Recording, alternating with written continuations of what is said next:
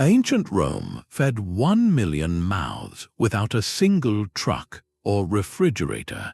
The hidden logistics behind this achievement remain one of history's most overlooked stories.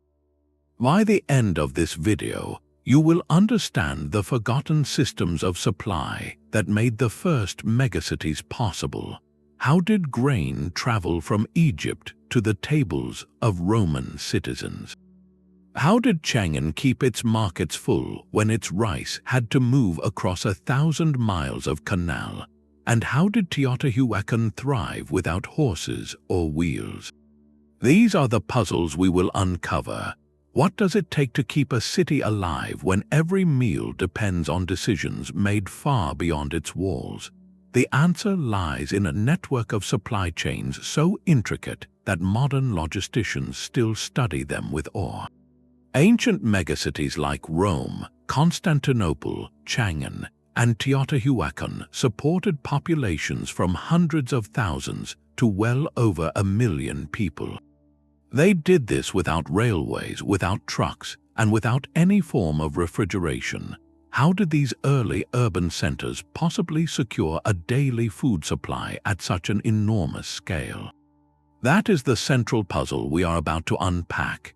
This is not a story of simple farming or lucky geography. It is a hidden system of logistical ingenuity that popular history has mostly overlooked. When we think of ancient wonders, we tend to imagine monuments and temples, but the true marvel was the everyday miracle of keeping 1 million people fed. Every morning, citizens woke up hungry. By evening, they had to eat, and the food did not just appear. It was harvested, transported, stored, and distributed through a carefully engineered web of decisions and infrastructure. Each ancient megacity faced its own unique geographical and political constraints. Rome sat at the center of an empire, but its surrounding farmland could never feed its massive capital. Constantinople straddled continents, but its grain had to cross treacherous seas.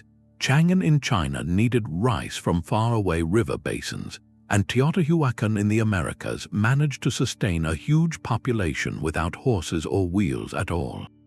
All of these cities required solutions that still impress modern supply chain experts. The systems they created were not just clever, they were essential for civilization itself to continue. Without them, the first great cities would have collapsed into chaos within weeks. So the question becomes not just how they did it, but what we can learn from their forgotten genius. And that journey begins with the most famous of all ancient capitals. Rome alone required an estimated 150,000 tons of grain every single year. That is roughly 300 million pounds of wheat and barley, arriving through the port of Ostia month after month without interruption. To understand the scale of that demand, imagine a modern supermarket filled to the ceiling with sacks of grain. Now imagine that supermarket being emptied completely every few hours, day after day, just to keep pace with the capital's appetite. Every citizen entitled to the grain dole received roughly 35 pounds of wheat per month. That is enough to bake a loaf of bread for each day. Multiply that across 200,000 eligible recipients, and you begin to see the arithmetic that kept Roman officials awake at night. But the dole was only part of the story. The rest of the population, the wealthy, the merchants, the workers not on the public list, all had to buy their own food from private markets.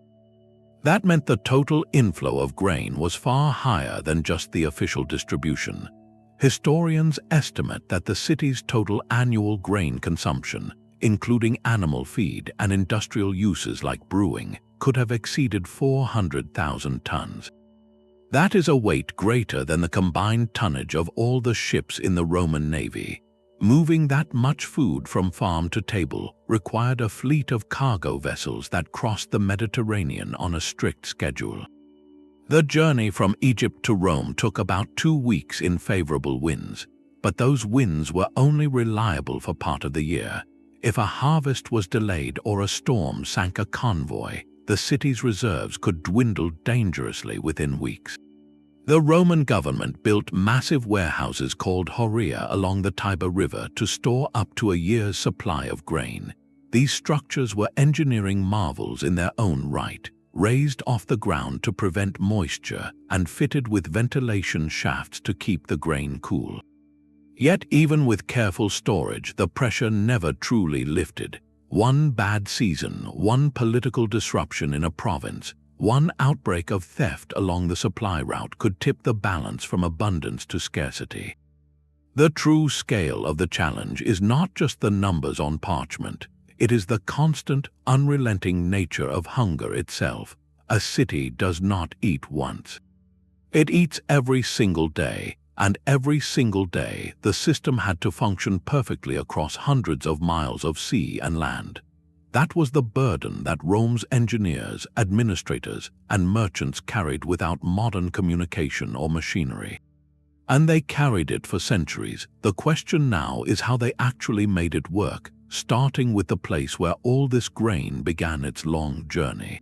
Put 250,000 kilograms of grain on a scale. That is roughly the weight of 250 modern cars piled high with wheat. Now imagine that amount disappearing from your warehouse every single morning, only to be replaced by the same amount the next day and the day after that without any pause. That was the daily reality for Rome at its peak.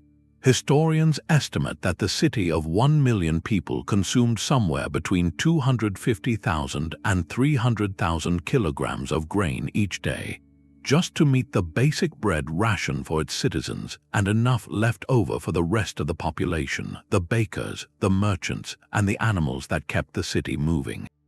That is a number that forces you to reconsider what an ancient civilization could accomplish. It is not a matter of a single harvest or a single ship. It is a continuous, relentless tide of food that had to be organized before a single seed was planted. And Rome was not alone. Changan, the capital of China's Tang dynasty, supported a population of roughly 1 million as well, and its daily grain needs were comparable. The difference was geography. Changan's rice came from the fertile Yangtze River Valley, hundreds of miles away, and had to travel by canal, barge, and cart across a landscape of mountains and plains. Constantinople, the great eastern capital, survived on grain shipped from Egypt and the Black Sea, and its daily requirement often exceeded 200,000 kilograms, especially during the long months of winter when ships could not sail. The numbers for these three cities alone show that the ancient world was not small-scale. It was operating on a volume that would test a modern supply chain, even with trucks, trains, and satellite tracking. But grain tells only part of the story. Every person in a megacity also needed olive oil for cooking and lighting, wine to drink, lentils and beans for protein, and for those who could afford it, meat and fish. The oil alone required millions of olive trees, each one tended by hand, harvested by seasonal workers, pressed into amphorae and shipped across the sea. The wine was no different, and all of these goods had to be transported alongside the grain, often in the same ships, competing for space in the same ports, and stored in the same warehouses.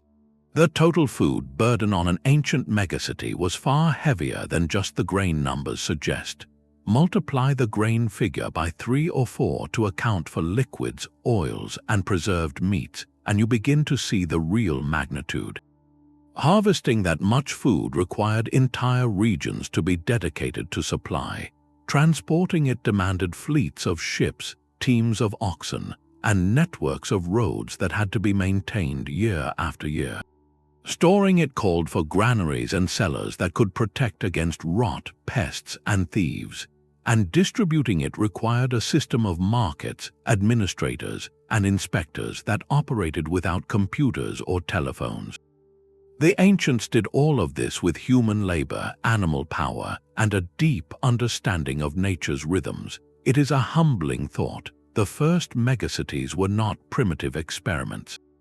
They were sophisticated logistical machines, and at the heart of every single one of them sat a single commodity that made everything else possible. That commodity was grain. It was the foundation upon which the entire urban food system rested. Without it, the cities would have emptied overnight. So how did they move that grain from the distant farms to the mouths of 1 million people? The answer begins with the ships that carried it across the open sea. Grain was not just food. It was a form of ancient currency, a political weapon, and the single most reliable tool a city could possess. Other foods spoiled within days. Meat rotted, fruit turned, vegetables wilted. But grain, if kept dry and cool, could last for years. That simple fact made it the only logical choice for feeding a megacity that had to survive through unpredictable seasons and occasional sieges. A ship loaded with grain could sail for weeks and still arrive with a usable cargo. A cart of fresh fish would be worthless after a single day on the road. The math was not complicated. Staple crops dominated because they solved the fundamental problem of distance and time. Wheat and barley are dense with calories and nutrients. A pound of grain provides enough energy for a person to work a full day. That same pound could be ground into flour, baked into bread, boiled into porridge, or fermented into beer. One harvest fed a family for months, and the surplus from a single farm could support dozens of people in the city who did not grow their own food. This efficiency is what made cities possible in the first place. Without a crop that could be stored, transported, and distributed in bulk, urban populations would have remained limited to what could be hunted or gathered nearby. Grain changed everything. It allowed farmers to produce far more than their own households needed, and it allowed rulers to collect that surplus as tax, store it in central granaries, and release it slowly throughout the year. That system created a buffer against famine. If a harvest failed in one region, grain from another region could be diverted to fill the gap. The Roman Empire built its entire food policy around this principle. The grain dole was not charity. It was a stabilizing force. Keeping the capital fed kept the empire calm. In China, the Tang dynasty maintained a network of state granaries that bought grain when prices were low and sold it when prices rose, smoothing out the boom and bust cycles of agriculture. That kind of intervention required a deep understanding of grain's unique properties. You could not do the same with milk or eggs. They simply would not keep. So grain became the backbone of every ancient megacity because it was the only food that could handle the logistical strain. It traveled well, stored well, and could be turned into an endless variety of meals. Bread was the daily fuel for the Roman laborer. Rice was the foundation of every meal in Changan. In Teotihuacan, it was maize, ground into masa for tortillas and tamales. The form changed, but the principle remained the same. A stable, durable staple crop allowed civilization to concentrate in one place. Without it, the first megacities would never have risen past the size of a large village. The question that follows is how these cities managed to gather enough of this precious grain from distant fields and bring it all the way home. Wheat and barley packed more calories per pound than almost any other ancient crop. A single bushel could sustain a laborer for weeks, while the same weight of meat would spoil in days. That simple difference in density and durability made grain the only practical choice for feeding a city of 1 million. Fresh vegetables wilted, milk soured, fish rotted, but grain, if kept dry and cool, could survive a voyage of hundreds of miles and still arrive ready to be ground into flour. The Roman government understood this arithmetic perfectly. They did not build their food system around livestock because animals are terribly inefficient. It takes roughly 10 pounds of grain to produce 1 pound of beef. Feeding grain to cattle and then eating the cattle wastes 9/10 of the calories. In a megacity where every single calorie had to be imported from distant farms, that kind of waste was simply not affordable. So meat remained a luxury for the wealthy, while the common diet revolved around bread, porridge, and the occasional bit of cheese or fish sauce. Grain was not just food. It was a form of stored energy that could move across the empire without losing value. A ship loaded with wheat could sail from Egypt to Italy and arrive with the same nutritional content it started with. A herd of cattle would lose weight every day of the journey. That logistical advantage made grain the default currency of empire. Taxes were collected in grain. Soldiers were paid in grain. The grain dole in Rome was a direct transfer of caloric wealth from the provinces to the capital. Control over that supply meant control over the city itself. If the grain stopped flowing, the mobs would rise and the emperor would fall. That is why Rome invested so heavily in its grain infrastructure. The massive warehouses along the Tiber, the purpose-built port at Ostia, the fleet of grain ships that crossed the Mediterranean on a strict schedule. All of it was designed to keep one commodity moving steadily from farm to table, and that system became the template for every later megacity. Constantinople copied it. Baghdad adapted it. Even the great Chinese capitals, though they relied on rice instead of wheat, followed the same principle.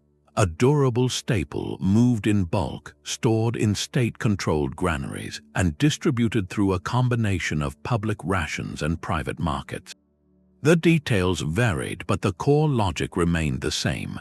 Grain was the fuel that powered the first megacities, and whoever controlled that fuel controlled the fate of millions.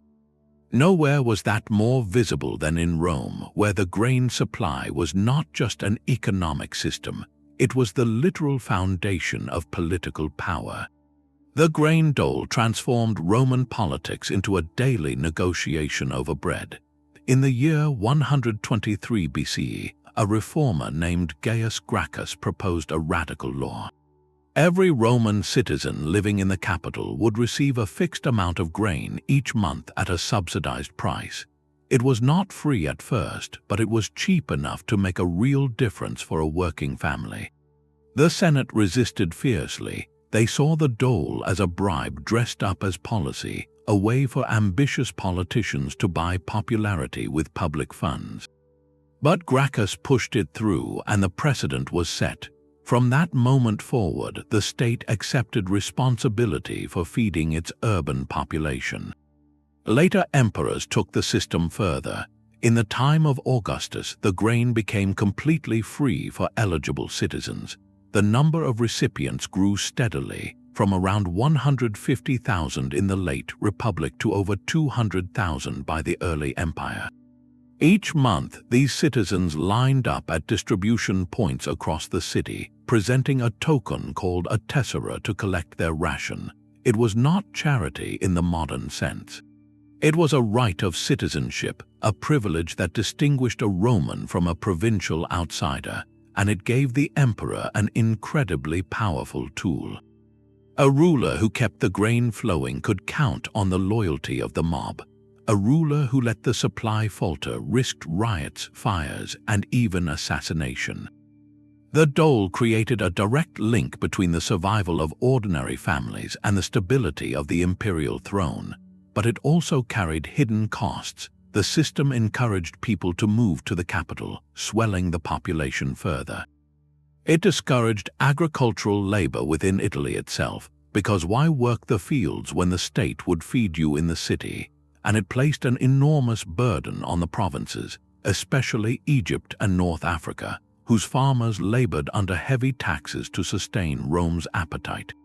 The political logic was simple but relentless. Keep the capital calm, no matter the expense. The dole was not about kindness, it was about control, and it worked for centuries because hunger was a far more dangerous enemy than any foreign army. A full stomach kept the city quiet. An empty one could bring an empire to its knees. That understanding shaped not only Roman policy, but also the infrastructure that made the grain delivery possible, from the ports to the warehouses to the great grain fleets that sailed through winter storms. Those logistical choices are what we turn to next, because they reveal the hidden machinery that kept the dole running year after year. The Annona system was the most sophisticated welfare program the ancient world had ever seen. It began as a political gamble in the late 2nd century BCE.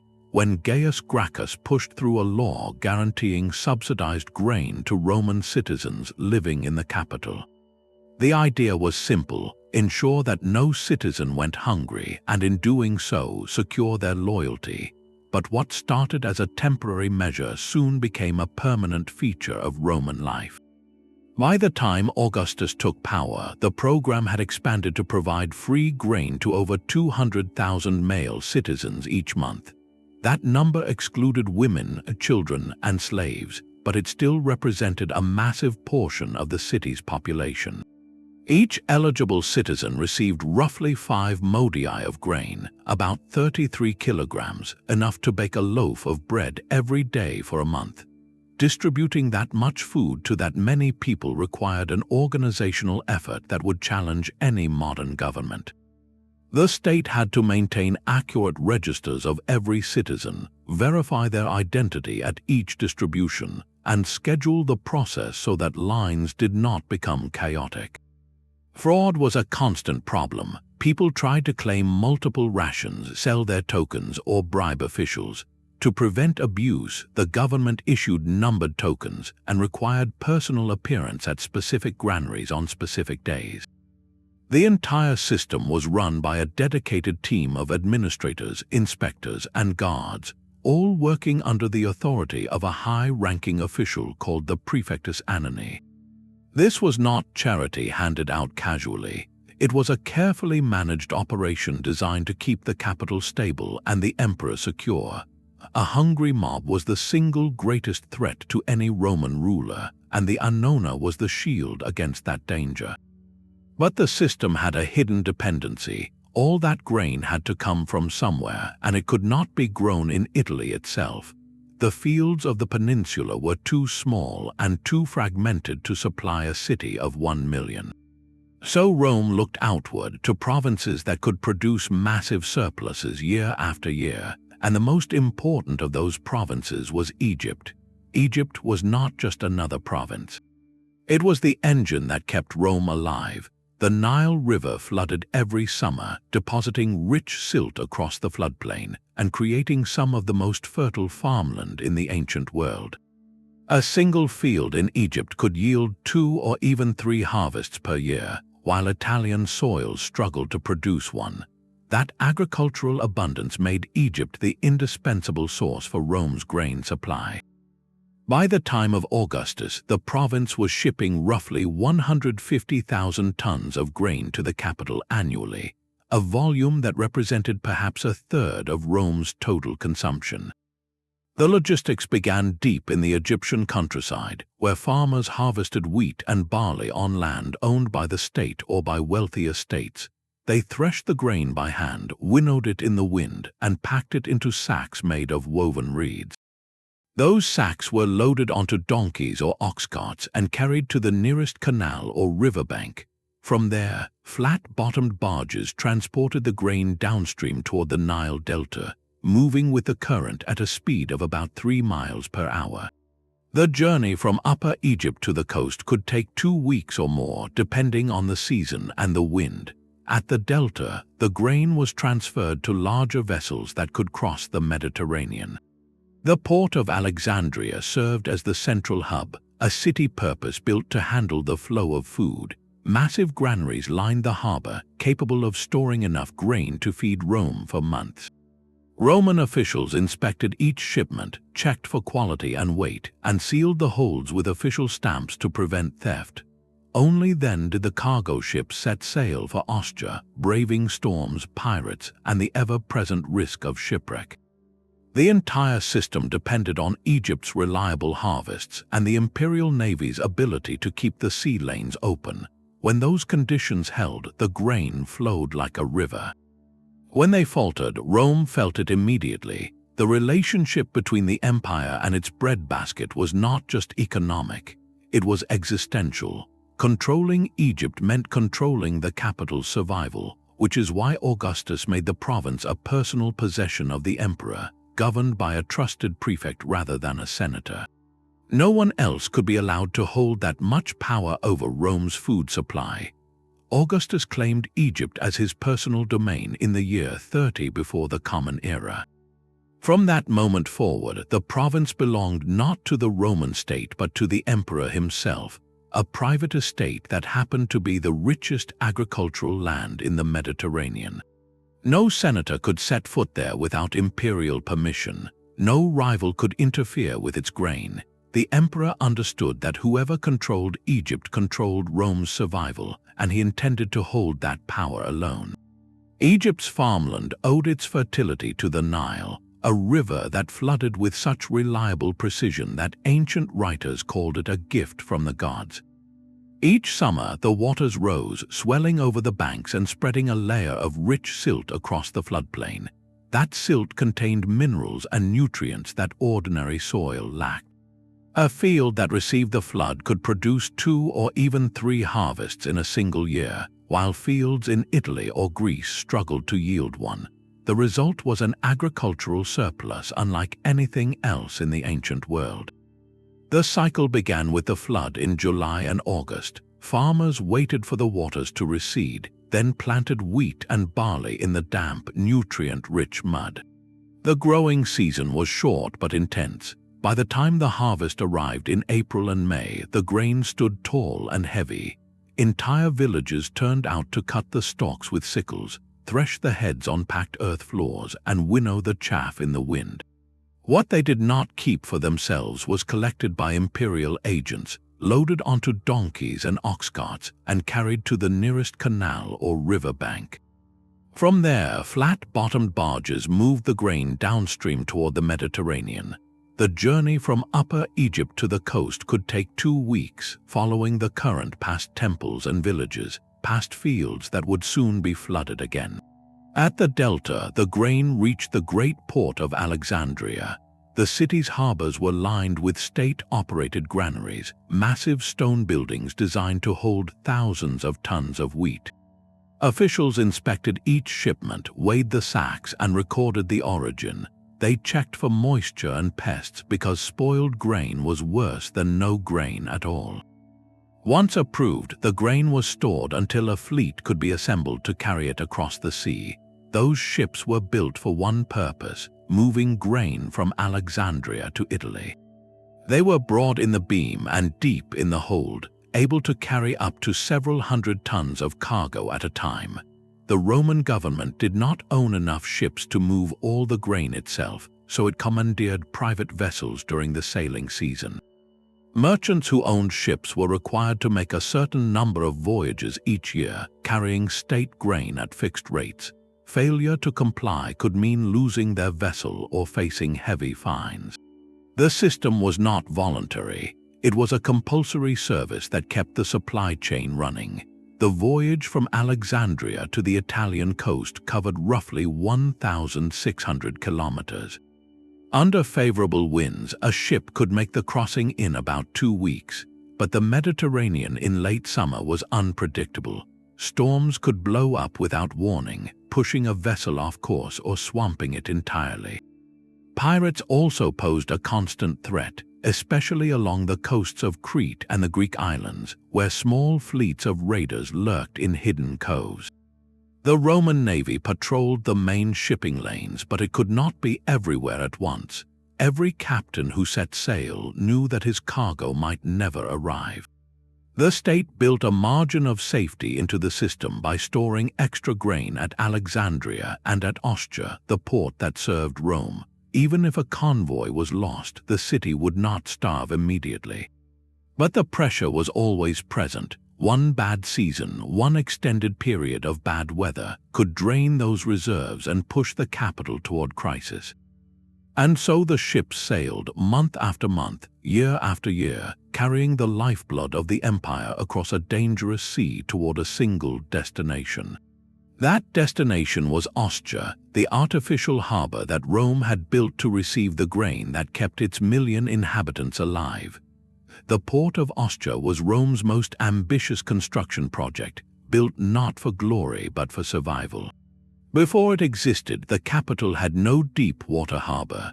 Large grain ships from Alexandria had to anchor off the coast, sometimes a mile or more from shore, and transfer their cargo into smaller lighters that could navigate the shallow waters.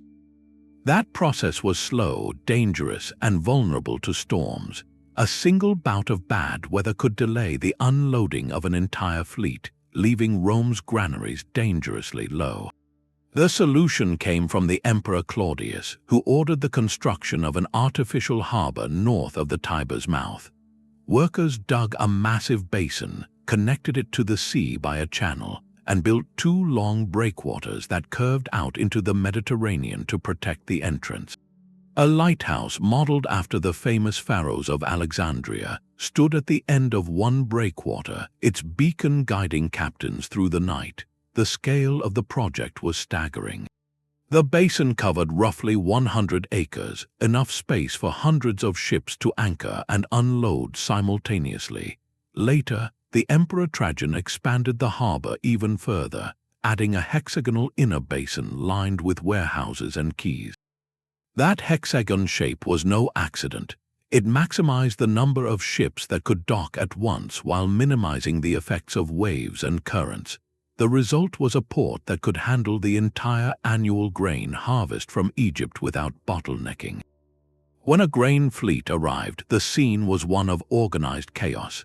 Sails were furled, lines thrown to dockworkers, and gangplanks lowered. Teams of stevedores, many of them slaves or freedmen, carried the heavy sacks of wheat down the narrow planks and onto the quay. Each sack weighed roughly 60 pounds, and a single ship could carry several thousand of them. The work was relentless. From sunrise to sunset, the men hauled, stacked, and sorted, their movements timed to the rhythm of the tide. Inspectors from the Annona stood nearby, checking each shipment for moisture or signs of spoilage. They used a long, hollow probe called a corkscrew auger to extract samples from deep inside the sacks, testing the grain for smell and texture. If a shipment failed inspection, it was rejected on the spot, sent to a separate area for milling into animal feed, or perhaps returned to the merchant at a steep loss. The pressure to keep the grain moving was immense. Every hour a ship spent at dock was an hour it could not return to Alexandria for another load. The state kept records of every vessel, its captain, its cargo, and its destination. A system of sealed documents and written receipts tracked the grain from the moment it left Egypt to the moment it reached Rome. Fraud was punished severely, sometimes with death. Once the grain passed inspection and was officially recorded, it was carried into the vast warehouses that lined the harbour. The Horia of Ostia were not simple storage sheds. They were 3- and 4-story structures built of brick and concrete, with thick walls and raised floors to keep moisture from seeping up from the ground. Ventilation shafts allowed air to circulate, preventing heat buildup that could spoil the grain. Some warehouses held separate compartments for wheat, barley, and lentils, each carefully labeled. Guards patrolled the perimeters at night. Fire was a constant worry, and each Horia had a supply of water barrels and sand buckets stationed at intervals.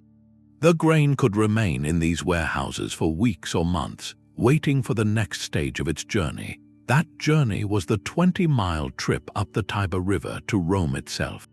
The river was shallow in places, twisting and unpredictable.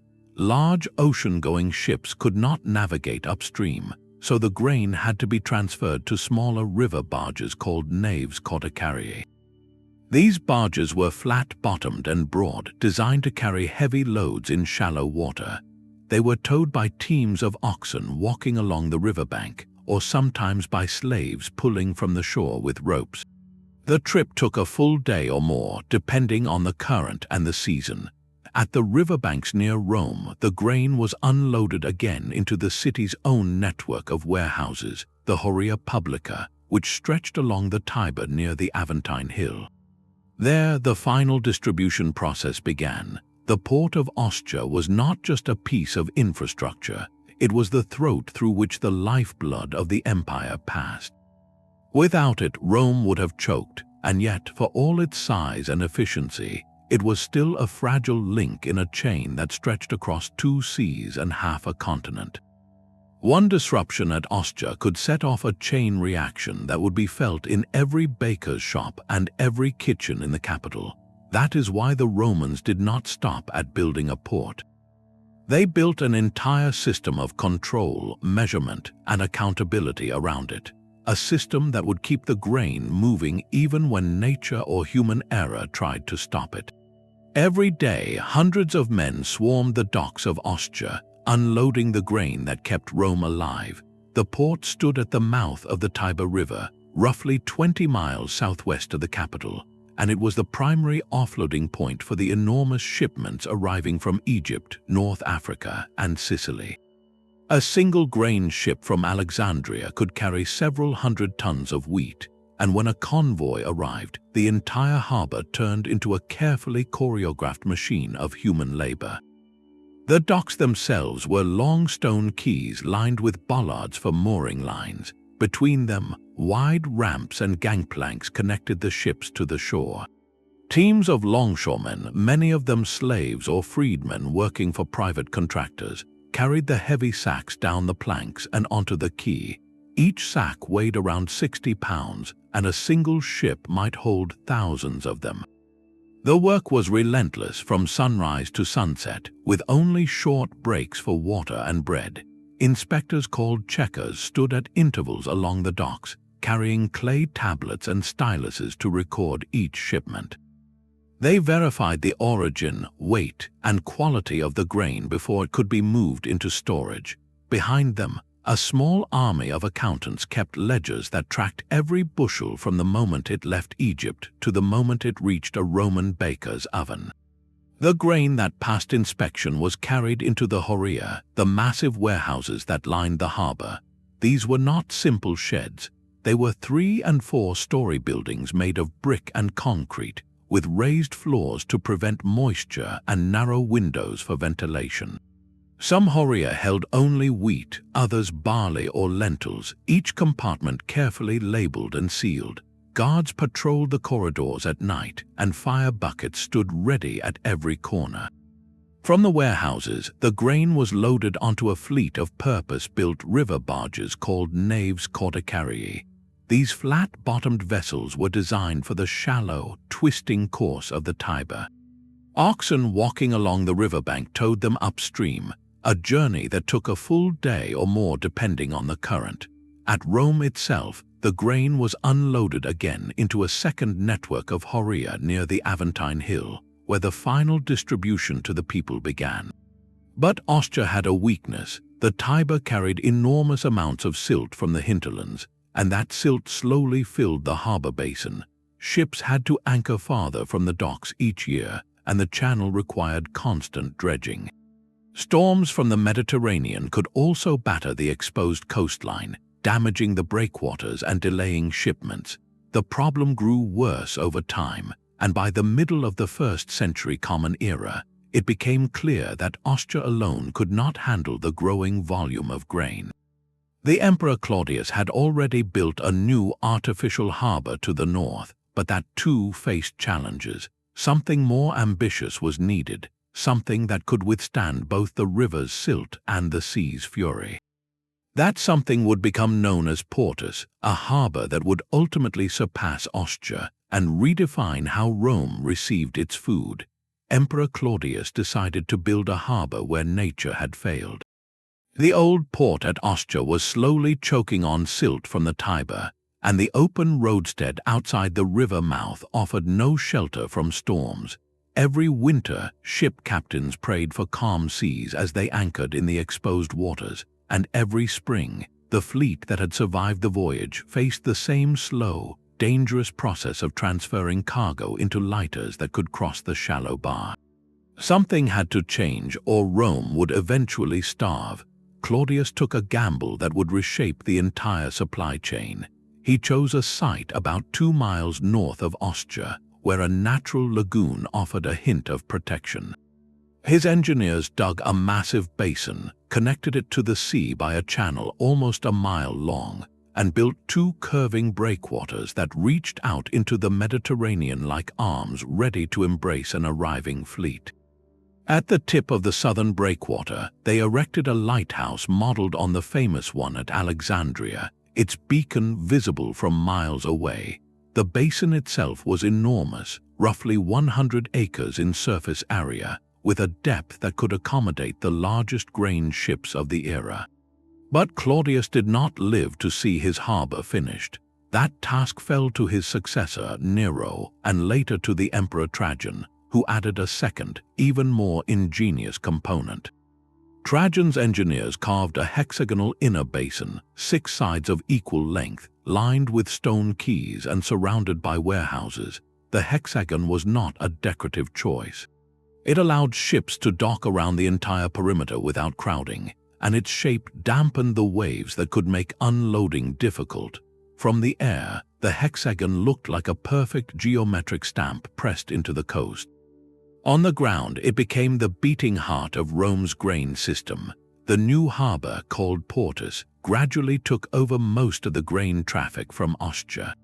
Ships from Alexandria now sailed directly into the sheltered basin, tied up at the quays, and offloaded their cargo within sight of the warehouses.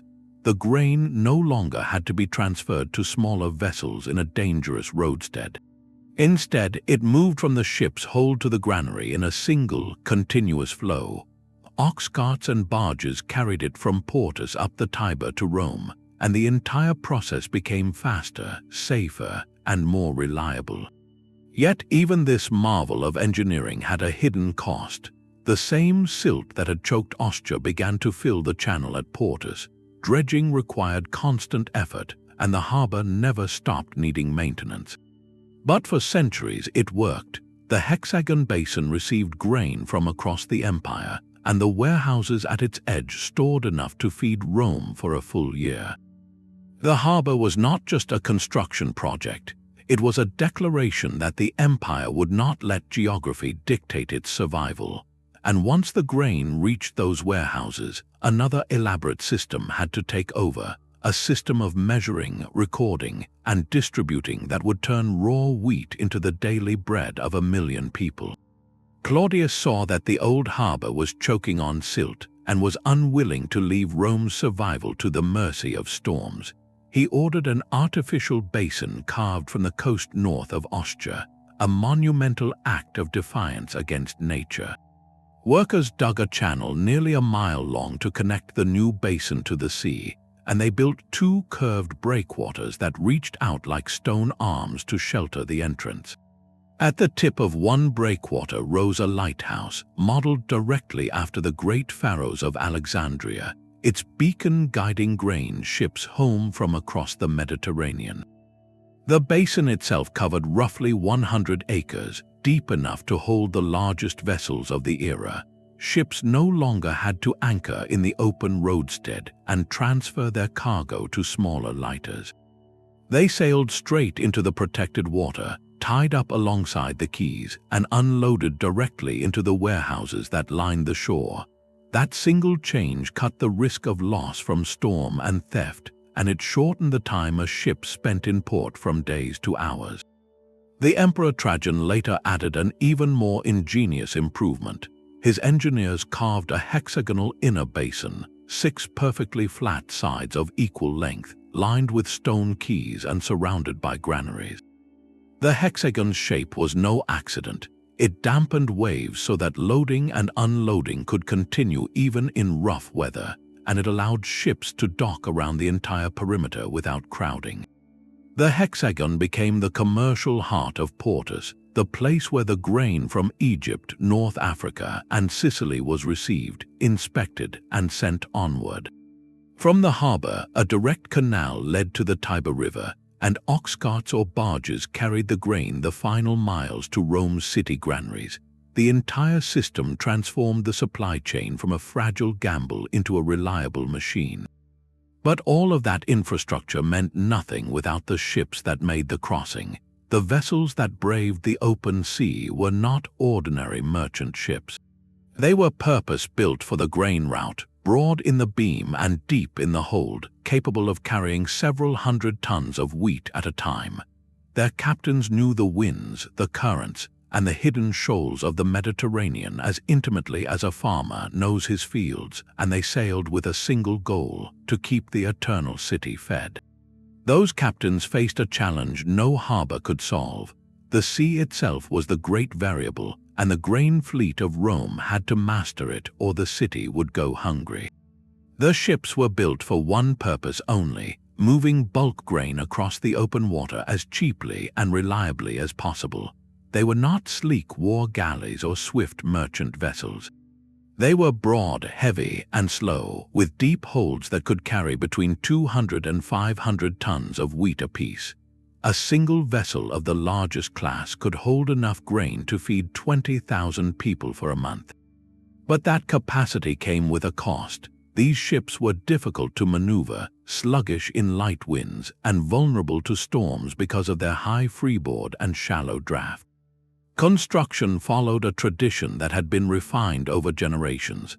The hull was built shell first, with planks edge joined using mortise and tenon joints, a technique that made the vessel incredibly strong. The frame was added afterward, and the entire structure was sealed with pitch and beeswax to keep out the sea. A single mast carried a large square sail, and a second smaller mast near the bow held a smaller sail that helped with steering. The crew was small, rarely more than 15 to 20 men, because labor was expensive and the cargo was everything. Speed was not the goal. Reliability and cargo capacity were what mattered. The sailing season was narrow and unforgiving. From November to March, the Mediterranean closed for business. Ancient writers called this period mare clausum, the closed sea. Storms were frequent, visibility poor, and the risk of shipwreck too high for any prudent captain to risk a voyage with a cargo of grain. The Roman state understood this and planned accordingly. Ships sailed only between April and October, with the safest window being late spring and early summer when the winds were steady and the seas calm. A captain who missed the last safe sailing in October might have to wait out the winter in a foreign port, paying for storage and crew while his grain sat idle. The art of seamanship in this era was a matter of reading the sky, the water, and the birds. Navigators had no compasses and no sextants. They stayed within sight of the coast whenever possible, following landmarks and known routes. When they crossed open water, they used the sun by day and the stars by night. The North Star was the most reliable guide, but when clouds obscured the sky, a captain had to estimate his position by dead reckoning, guessing speed and direction based on the feel of the wind and the look of the waves. It was an imperfect science, and many ships simply vanished each year, lost to storms or currents that carried them off course. The Roman state did not own the grain fleet outright. Instead, it created a system of contracts and incentives that encouraged private shipowners to participate. The government guaranteed a fixed price for grain transport, and it offered valuable privileges to those who built and operated the largest vessels. A shipowner who provided a vessel capable of carrying at least 10,000 modii of grain, roughly 70 tons, could gain exemptions from certain taxes and could be excused from other public services. Those who supplied ships of 50,000 modii or more received even greater benefits, including Roman citizenship for themselves and their families. This was not charity. It was a calculated investment in the supply chain, and it worked. Shipowners competed for the imperial contracts, and the fleet grew steadily through the 1st and 2nd centuries. Each voyage began when a shipowner or his agent registered at the port of Alexandria. They received a sealed manifest listing the cargo, its origin, and its destination. The ship was then loaded under the watch of imperial inspectors who checked the grain for quality and quantity. Once the hold was full, the ship set sail, often as part of a convoy that traveled together for mutual protection against pirates and storms. A typical crossing from Alexandria to Portus took about 2 weeks under favorable winds, but delays were common. A ship might be becalmed for days, forced to drift while the grain grew warm and the crew grew restless. A sudden squall could shred the sail and force the vessel back to port for repairs. The schedule was not a timetable. It was a hopeful estimate, and every captain knew that the difference between success and failure was measured in weather. The seamanship required to command a grain ship was passed down from father to son, a practical knowledge that never appeared in textbooks. A captain learned to read the color of the sky at dawn, to smell the change in the air before a storm, to gauge the set of the current by watching the way seaweed floated past. He knew which islands offered safe anchorage and which had hidden rocks. He kept a mental map of the coastline, memorized the shape of every headland and the sound of every bellbuoy. And when he finally sighted the lighthouse at Portus, after weeks at sea with a hold full of grain, he knew that another shipment had made it through. The city would eat for another day, but the strain of that schedule left little room for error, and in the long run, even the best seamanship could not protect the fleet from the larger forces that would eventually unravel the entire system. The ships that crossed that dangerous sea were built for sheer capacity, not speed. A typical grain carrier measured 100 feet or more from bow to stern, with a wide, rounded hull that sat deep in the water when fully loaded. The hold could swallow between 200 and 500 tons of wheat, enough to feed an entire neighborhood for a month. One mast carried a single massive square sail, sometimes patched and resewn from years of use, and a smaller sail at the bow helped the captain steer through tricky currents. The crew was small, rarely more than a dozen men, because every extra hand meant less room for cargo and less profit for the owner. These vessels looked clumsy compared to the sleek war galleys, but they were masters of endurance. They had to be, because the sea gave them only a narrow window to work. The sailing season ran from April to October, with the safest months being late spring and early summer when the winds blew steadily from the northwest. By September, the weather began to shift. Storms could appear without warning, whipping the surface into foam and driving ships off course. October was a gamble, and November through March was a firm closure called mare clausum, the closed sea. A captain who lingered too long in a foreign port risked losing his cargo to winter seas or being forced to wait months before daring the passage home. The state understood these risks and stepped in to steady the entire operation. Rome did not own a fleet of grain ships outright. Instead, it created a system that encouraged private shipowners to build and operate the vessels needed. In return for carrying imperial grain at a fixed rate, owners received generous privileges. They could be exempted from certain taxes, excused from public duties, and even granted Roman citizenship for themselves and their children if they built ships large enough to carry 50,000 modii, roughly 350 tons of grain. This was not a favor. It was a calculated investment that turned a patchwork of independent merchants into a state-sponsored shipping industry. Every ship that sailed under contract was recorded in imperial ledgers, its captain bound by strict deadlines and subject to inspections at both ends of the route. The shipping lanes followed the most direct path across the Mediterranean. From Alexandria, vessels sailed northwest along the coast of Libya, then cut across the open sea toward Crete. From there they turned west, passing the coast of Sicily and finally entering the Tyrrhenian Sea toward the mouth of the Tiber. Under ideal conditions, with a steady following wind, a ship could make the trip from Alexandria to Portus in about a week. But ideal conditions were rare. A becalmed ship could drift for days under a blazing sun, its grain heating in the hold, its crew rationing water. A sudden squall could shred the sail and force the vessel to limp into the nearest port for repairs. The economic value of a single cargo was staggering. A ship carrying 300 tons of wheat represented roughly 100,000 days of bread for the population of Rome. That is the annual ration for nearly 300 people packed into one hold. The loss of a single vessel was not just a financial blow to its owner. It was a dent in the city's food supply that could take months to replace. That is why the state guaranteed the cargoes. If a ship sank, the imperial treasury covered the value of the grain so that owners did not abandon the trade out of fear. The system worked remarkably well for centuries, moving millions of tons of grain across one of the most unpredictable seas in the world. But all that effort meant nothing if the grain could not be preserved once it reached land. The ships delivered their cargo to the quays of Portus, where teams of dockworkers began the next phase of the journey. From the holds of the vessels, the sacks moved into the great storage buildings that lined the harbour, and there the real test of Roman logistics began.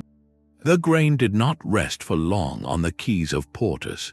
Within hours of unloading, it was hoisted onto carts and barges for the final leg to Rome. But before it ever reached a baker's oven, it had to survive the most dangerous part of its journey, the weight. Grain left in the open air for more than a few days would begin to sweat, attracting mold, insects, and rodents. A single infested sack could spoil an entire warehouse if not caught in time. The Romans understood this threat better than most, and they built their horia like fortresses against decay. These were not mere sheds. They were carefully engineered structures designed to keep grain dry, cool, and safe for months or even years at a time. The horia of Rome stood along the Tiber, clustered near the Aventine Hill and the Emporium district where the river trade converged. They rose 3 and 4 stories high, built of brick and concrete faced with stone, their walls thick enough to resist both fire and the weight of stored grain. The floors were elevated on pilings or arches, creating an air gap that prevented moisture from seeping up from the ground.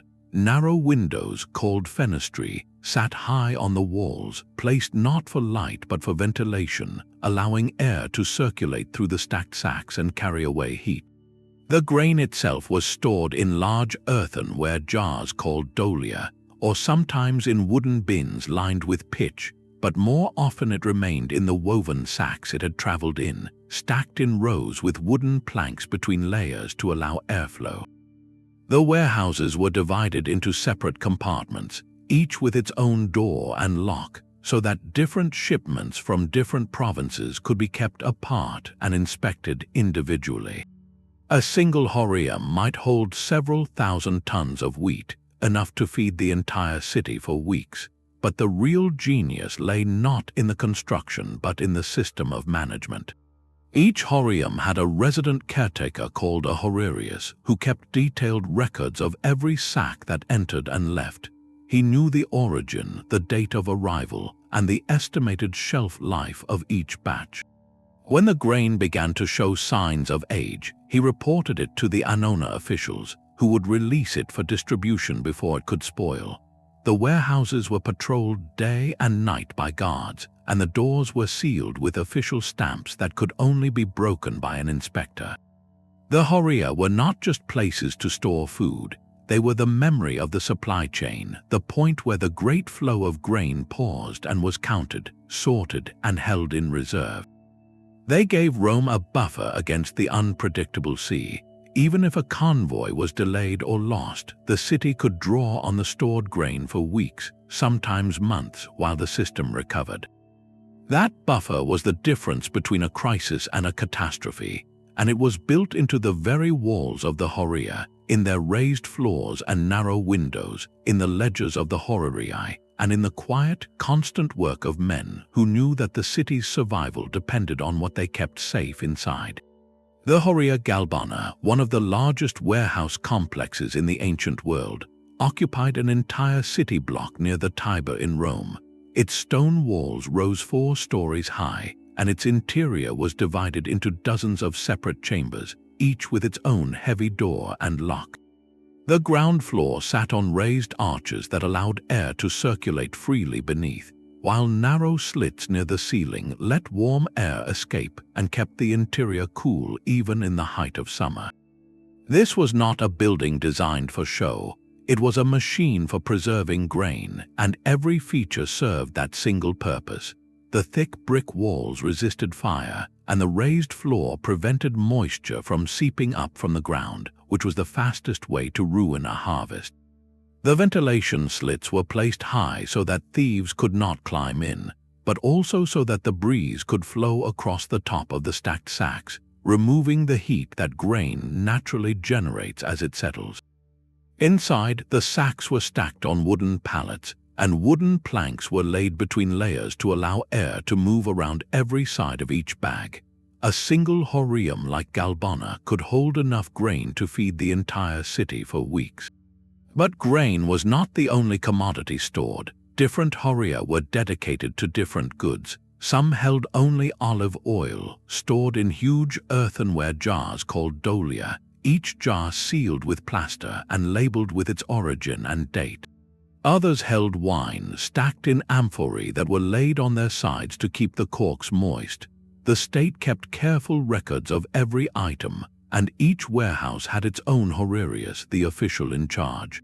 This man was a figure of considerable authority. He maintained the inventory, supervised the workers who moved the goods, and answered directly to the Praefectus Annoni. His records were sealed with his personal stamp, and any discrepancy could mean severe punishment, including loss of property or even exile. Security was tight. Guards patrolled the perimeter day and night, and the doors were fitted with heavy locks that required 2 keys, one held by the horarius and one by a separate inspector. The system was designed so that no single person could steal a single sack without collusion, and yet theft did happen. Sacks were sometimes replaced with lighter ones, or a small hole was made in the bottom to drain oil into a hidden container. The preventive measures were constantly refined, but the temptation was always there. Once the grain was ready to be distributed, it moved from these vast storehouses into the city itself. River barges towed by oxen brought it up the Tiber to the docks near the Aventine Hill, where it was unloaded into smaller neighborhood granaries. From there, the final stage of the journey began, a stage that brought the grain directly into the hands of the people who would bake it into bread. That movement within the city required a different kind of organization, one that relied on a network of bakers, millers, and state-appointed distributors, all working to turn stored wealth into daily meals.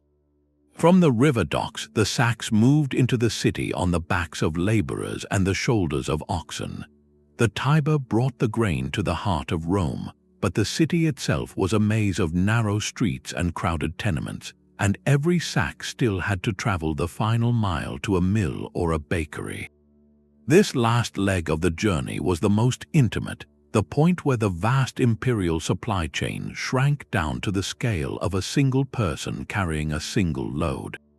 The grain did not travel in grand convoys once it left the river. Instead, it dispersed into 1,000 smaller streams. Carts creaked up the slopes of the Aventine and the Esquiline, their wooden wheels groaning under the weight of 60-pound sacks. Porters balanced loads on their shoulders, walking in steady rhythms through the morning traffic, and oxen, patient and slow, pulled heavier wagons along the wider thoroughfares, their drivers shouting warnings to pedestrians who stepped too close. The streets of Rome were notoriously cramped, barely wide enough for 2 carts to pass in some places, and the constant flow of food created a daily ballet of movement. Every bakery and every mill needed a steady supply, and the timing had to be precise. Deliveries arrived early, before the crowds of shoppers and loiterers made passage impossible. The bakers of Rome were the final link in the chain, and their work began while the city still slept. In the darkness before dawn, men lit the ovens and women began to knead dough that had been mixed the night before. The flour came from mills that stood throughout the city, some powered by animals and others by water. The largest mills, like those on the Janiculum Hill, used the flow of an aqueduct to turn heavy stone wheels, grinding grain into flour in a continuous stream. The flour was then sifted, weighed, and sent to the bakeries, each of which served a specific neighborhood. The state kept a close eye on the entire process. Inspectors visited bakeries to check the quality of the bread and to ensure that the flour was not adulterated with cheaper ingredients. The weight of each loaf was regulated and the price was fixed. Bakers who cheated their customers faced fines or worse, the loss of their license to operate. This was not a free market. It was a tightly controlled system designed to prevent the one thing that could bring the city to its knees, a shortage of bread. And it worked. For centuries, the people of Rome knew that every morning the baker would have bread, and the bread would be affordable. The system was so reliable that it became invisible, something the citizens took for granted. But hidden behind that daily certainty was an immense effort of coordination and muscle, the silent work of carters, porters, millers, and bakers who turned the grain of Egypt into the staff of life for 1 million people. The food that arrived at the Tiber docks had traveled 1,000 miles. The last few steps, however, were the most critical. Without the final movement through the city streets, the whole enterprise would have been for nothing. The grain that left Portus on those flat-bottomed barges faced a journey that was slow, muddy, and stubbornly inefficient. The vessels called naves caudacarii were built wide and shallow, designed to carry heavy loads through the silty, winding Tiber without running aground. Their crews towed them upstream using long ropes, sometimes pulled by oxen plodding along the riverbank, sometimes by men walking in rhythm with the current. The 20 miles from Portus to Rome took a full day or more, depending on the season and the strength of the tow teams. When the river ran low in summer, the barges could be dragged through mud that sucked at their hulls. When it swelled after rains, the current fought against the pull, but the grain kept moving hour after hour because the alternative was silence in the bakeries. The barges arrived at the Emporium, the great river market that stretched along the Tiber near the Aventine Hill. This was not a quiet backwater. It was a dusty, shouting, sweating chaos of commerce, the place where the imperial supply chain met the city's streets. Here, the grain was unloaded again, hoisted from the barges by cranes or carried up ramps on the backs of laborers. The Emporium had its own warehouses, its own inspectors, its own army of porters and clerks. And from this point forward, the grain would move not by water but by cart, by mule, and by human muscle through the narrow, crowded heart of Rome. The final mile was the most difficult of all. The streets of Rome were not built for the volume of traffic they had to carry. They twisted and narrowed, lined with tenements that leaned out overhead, their upper floors so close that neighbors could almost shake hands across the alley. A single ox cart could block an entire intersection, and the constant flow of food, fuel, and building materials turned every major route into a slow, grinding procession. The Roman government responded with a simple rule. Wheeled traffic was banned from the city during daylight hours. From sunrise to late afternoon, no carts, wagons, or chariots could move through the streets, except for a few special vehicles carrying building materials for public works or the chariots of high officials. That meant that nearly all food distribution had to happen at night. Porters with handcarts and muleteers with loaded animals moved through the dark, their lanterns casting flickering light on the walls, their footsteps echoing in the narrow alleys. They carried sacks of grain from the Emporium warehouses to the neighborhood bakeries and to the distribution points where citizens would collect their monthly rations. The work was exhausting and sometimes dangerous. A porter might carry 60 pounds of wheat on his shoulder for miles, stopping only to shift the load or to wipe the sweat from his face. A muleteer had to navigate streets that were slick with rain or littered with refuse, keeping his animals calm in the chaos. The state tried to regulate the flow, assigning specific routes and schedules, but the reality was a constant negotiation between supply and congestion. Bakeries often had to store enough flour for several days at a time, because they could not rely on deliveries arriving every single night without fail. The system was inefficient by any measure. Moving grain through the final mile of Rome was slower and more labor-intensive than moving it across the entire Mediterranean. The ships that crossed from Alexandria to Portus traveled roughly 1,600 kilometers in 2 weeks. The barges that carried that same grain up the Tiber covered 20 miles in a day. And the last few hundred yards from the Emporium to the baker's door could take hours of patient, backbreaking effort. yet somehow the system functioned. Day after day, night after night, the grain reached the ovens, the bakers lit their fires before dawn, and the people of Rome woke to find bread waiting.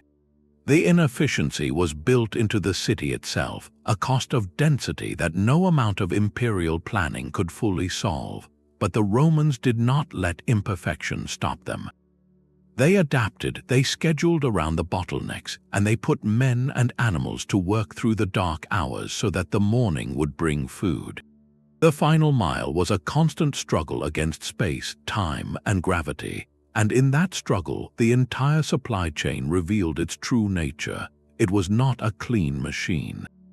It was a living, breathing, sweating effort that depended on thousands of anonymous workers doing the same jobs every single night, year after year, so that 1 million people could wake up and eat.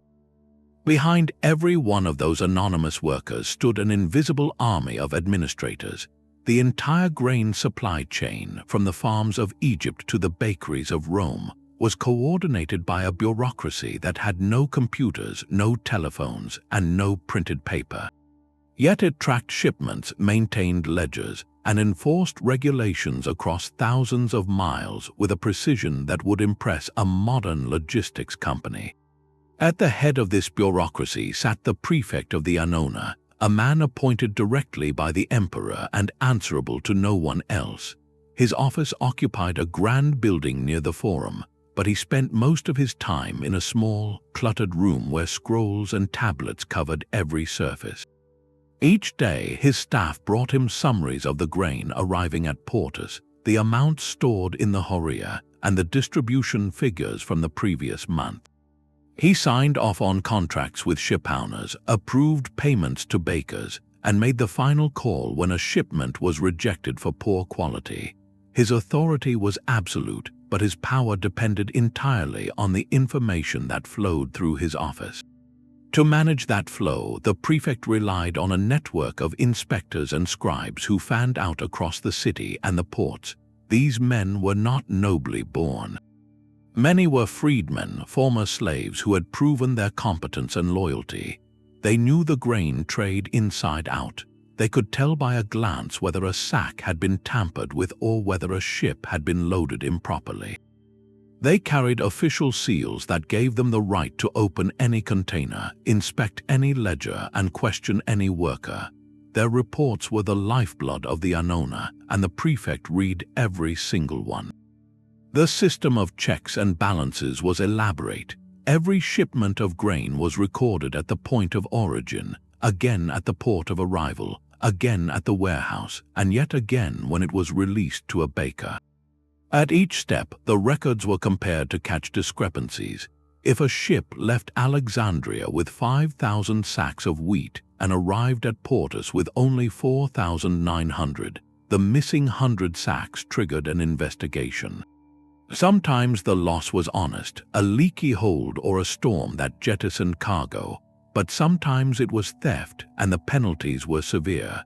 A shipowner caught stealing grain could lose his vessel, his license, and his freedom. The officials who kept these records were notaries and accountants, trained in a system of shorthand and numerical notation that had been passed down for generations.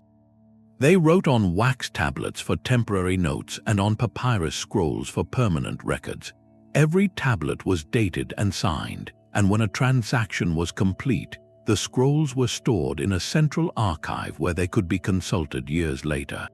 The archive was a vast, dimly lit hall lined with wooden shelves, each shelf stuffed with rolled papyrus tied with string. A new scribe spent months learning to navigate this maze, memorizing the organization system that had no index except the memory of the senior clerks. The prefect also employed a small army of auditors who traveled the entire route without warning. They might board a ship in the middle of the night at Ostia, demand to see the captain's manifest, and compare it to the cargo in the hold. They might appear at a bakery and weigh the loaves on the spot. Their visits were unpredictable and their reports were brutal. A single negative report could end a baker's career or strip a shipowner of his imperial contract. The knowledge that an auditor could appear at any moment kept most of the system honest, but the bureaucracy was not just about punishment, it was also about coordination. The prefect had to forecast how much grain would be needed months in advance. He studied weather patterns, looked at harvest reports from Africa and Egypt, and adjusted the shipping schedule accordingly. If a drought reduced the Egyptian harvest, he ordered extra shipments from Sardinia or Sicily. If a war disrupted the Black Sea trade, he authorized emergency purchases from private traders at higher prices. His decisions shaped the lives of 1 million people, and he made them based on information that was always out of date by weeks. The men who made the Annona work were not heroes in any dramatic sense. They sat at dusty desks, squinted at faded ink, and argued with merchants over the weight of a sack. But without them, the grain would never have moved from the docks to the ovens. They were the hidden intelligence that turned a chaotic flow of food into a reliable stream, and their system was so effective that it ran almost unchanged for 400 years. The question is what happened when that system began to crack. The man who held this fragile system together was called the Praefectus Annoni. At first, his office was a minor appointment, a low-ranking praetor assigned to oversee the grain distribution in the city. No one expected it to become one of the most powerful positions in the empire, but as Rome grew and the grain dole expanded, the Praefectus gained more authority. By the time of Augustus, he answered only to the emperor himself.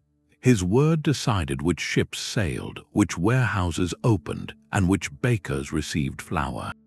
His signature on a contract could make a shipowner wealthy or ruin him, and his seal on a grain shipment meant that it was safe to distribute to the people.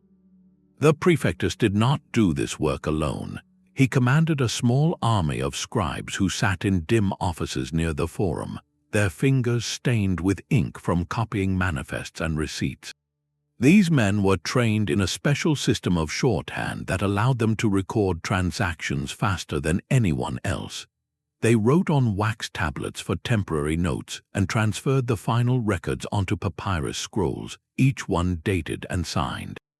The scrolls were stored in a central archive, a vast hall lined with wooden shelves, each shelf stuffed with documents that could be consulted years later. A junior scribe spent months learning to navigate this maze, memorizing the filing system that had no index except the memory of the senior clerks. Beyond the scribes were the inspectors, men who traveled without warning. They might appear at the docks of Ostia in the middle of the night, demand to see a captain's manifest, and compare it to the cargo in the hold. They examined the grain for moisture, checked the seals on the sacks, and counted the stacks against the paperwork. If they found a discrepancy, they reported it immediately to the Praefectus, and the guilty party faced severe penalties. A baker who shortchanged his loaves could lose his license. A shipowner who stole grain could lose his vessel and his freedom. The threat of an unexpected visit kept most of the system honest, but corruption was not the only enemy. The sheer complexity of the operation meant that mistakes happened. A scribe might misplace a digit, a barge might be delayed by low water, a warehouse might be mislabeled.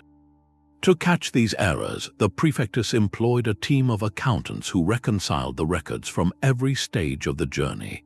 They compared the amount of grain that left Egypt with the amount that arrived at Ostia, and they compared that with the amount that was distributed in Rome. If the numbers did not match, they traced the discrepancy back through the chain, questioning every official along the way. It was tedious, painstaking work, but it was essential. A single missing shipment could mean empty shelves in the baker's shop. The Annona system was, in many ways, the most sophisticated administrative machine the ancient world had ever built. And when the capital of the empire moved from Rome to Constantinople in the 4th century, that machine had to be rebuilt from scratch. The new city on the Bosporus needed its own grain supply, its own fleet, its own prefect, and its own network of scribes and inspectors. The first prefectus of Constantinople faced the same challenge that Rome had faced centuries before, building a logistics system that could keep 1 million people alive. But this time, the geography was different, the sea routes were shorter, and the lessons of Rome were already written in the ledgers of the Annona. When Constantine shifted the empire's center eastward, he created a logistical puzzle that had no precedent.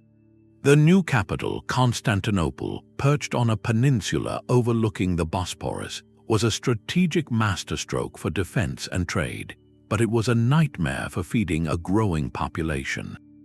The surrounding hills were too steep and the soil too thin to support large-scale agriculture. Every loaf of bread would have to travel by sea, and every ship would have to navigate a narrow strait where currents could change direction in minutes. The grain that had once flowed to Rome now had to be rerouted to a city that was closer geographically to the Egyptian breadbasket than Rome had been, but separated by a treacherous bottleneck. A ship from Alexandria could reach Constantinople in about 10 to 12 days under favorable winds, but those winds were fickle in the Aegean, and the passage through the Dardanelles and the Sea of Marmara could be blocked by contrary currents or winter storms. The emperors who followed Constantine understood that the new capital could not simply copy Rome's system. It had to build its own from scratch, and it had to do so while war, plague, and political instability churned around it. The first step was to secure a reliable source of grain. Egypt remained the primary supplier, but the route now passed through Constantinople's own customs zone, and the state needed to guarantee that the grain was not diverted to other ports or sold illegally. The Annona system was re-established, but with a new bureaucracy. The Prefectus Annoni of Constantinople reported directly to the emperor, and his authority extended over a fleet of grain ships that were based not at a distant port but right in the city's own harbour. That harbour, the Neorion, was carved into the Golden Horn, a sheltered inlet that offered protection from the sea. Later, the Emperor Theodosius II built an even larger artificial harbour, the Portus Theodosiacus, with deep basins and long quays that could handle the massive grain ships. Warehouses rose along the waterfront, their raised floors and ventilated walls copied from the Horia of Rome. The system was familiar, but the challenge was different. Constantinople was smaller than Rome at its peak, but it grew quickly, and the state had to feed not just citizens but also the countless soldiers, merchants, and pilgrims who passed through the city. The grain dole here was called the setos, and it was distributed from public granaries every month. But the administrators of Constantinople faced a problem that Rome never had. The city was closer to potential invaders. A siege could cut off the grain supply entirely, and the state had to build reserves that could last for years, not weeks. They built granaries large enough to hold grain for a decade, and they stored not just wheat but also barley, dried legumes, and salted fish. The entire system was a race against time and geography, a constant effort to keep the granaries full and the population calm. And yet, for all its careful planning, the supply chain of Constantinople was always more fragile than Rome's. The weather in the Bosporus was less predictable, the political landscape more volatile, and the enemies more numerous. The city survived because its administrators learned to adapt, to store more, to inspect more, and to move faster. The next step in this story is how that adaptation played out in the face of crisis, and how the lessons of Constantinople echoed through the centuries. Constantinople's foundation in the year 330 forced a logistical reinvention that would test the empire for 1,000 years. Constantine chose the site for its strategic position, a peninsula where Europe met Asia and where the narrow waters of the Bosporus could be defended against any fleet. But that same geography made the city dependent on food from far away. The hills around Constantinople were steep and the soil thin, incapable of feeding a population that would soon grow to 500,000 and beyond. Every loaf of bread had to arrive by sea, and the first shipments came from the same source that had fed Rome for centuries, Egypt.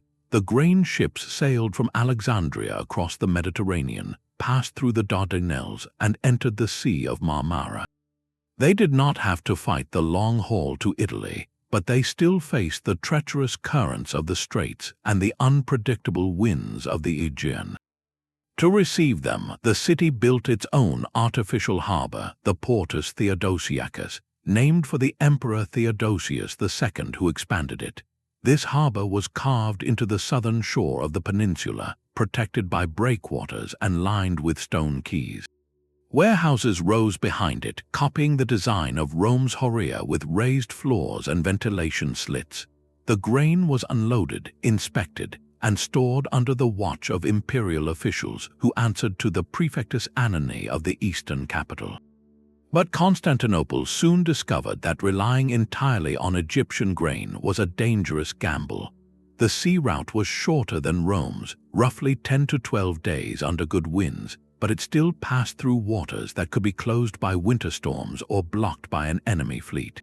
A single lost convoy could drain the city's reserves dangerously low, so the administrators began to diversify. They turned to the nearby provinces of Thrace and Anatolia, regions that had never been major grain exporters under Rome, but that could now supply Constantinople with wheat and barley over much shorter distances. Ships from the Black Sea coast sailed south with grain from the Danube Delta. Ox carts brought harvests from the fertile plains of Thrace, just a few days' march from the city walls. This regional network became the backbone of Constantinople's food supply, supplementing the Egyptian shipments and providing a buffer against disruption. The sailing distances were dramatically smaller than those that had served Rome. A ship carrying grain from the shores of the Sea of Marmara could reach Constantinople in a single day. Even the longer run from the Black Sea took only a week. That meant less spoilage, fewer losses, and a faster response when shortages threatened. The state also revived the grain dole, the setos, as a tool of political loyalty. Every month, eligible citizens lined up at distribution points to receive their ration of bread or grain. The dole was not as large as Rome's had been, but it served the same purpose. It kept the capital calm and the emperor secure. A full stomach was the surest guarantee of public order.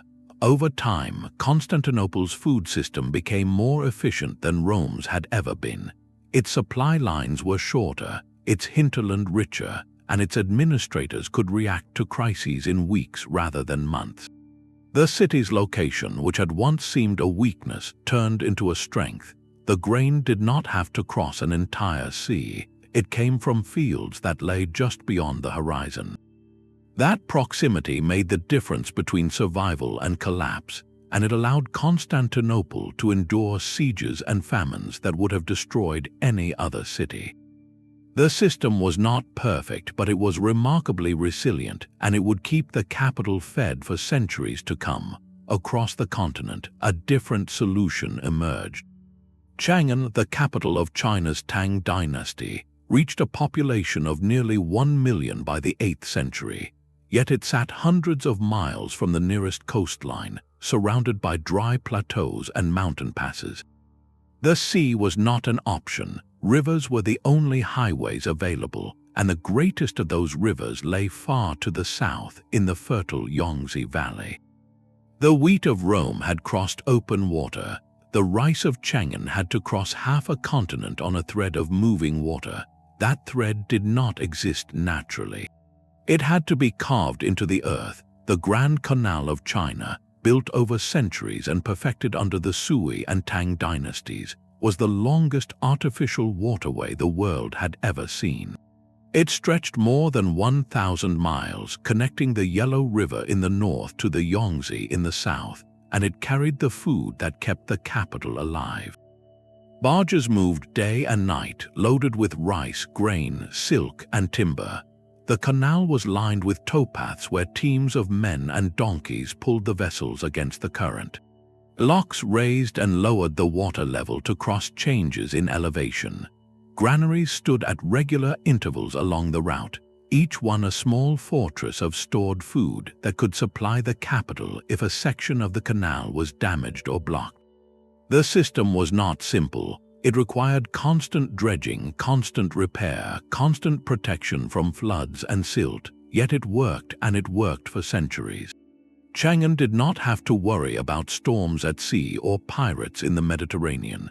Its enemies were the silting of a canal and the collapse of a lock gate. But those enemies were relentless, and maintaining the Grand Canal required a bureaucracy as vast as the Annona of Rome. Officials measured the water level at every lock, inspected every barge, and recorded every shipment in duplicate ledgers. The emperor himself received weekly summaries of the grain moving through the canal, and he knew that any interruption could mean empty granaries in the capital. The system was ingenious, but it was also fragile. A single drought could lower the canal's water level and stop all traffic.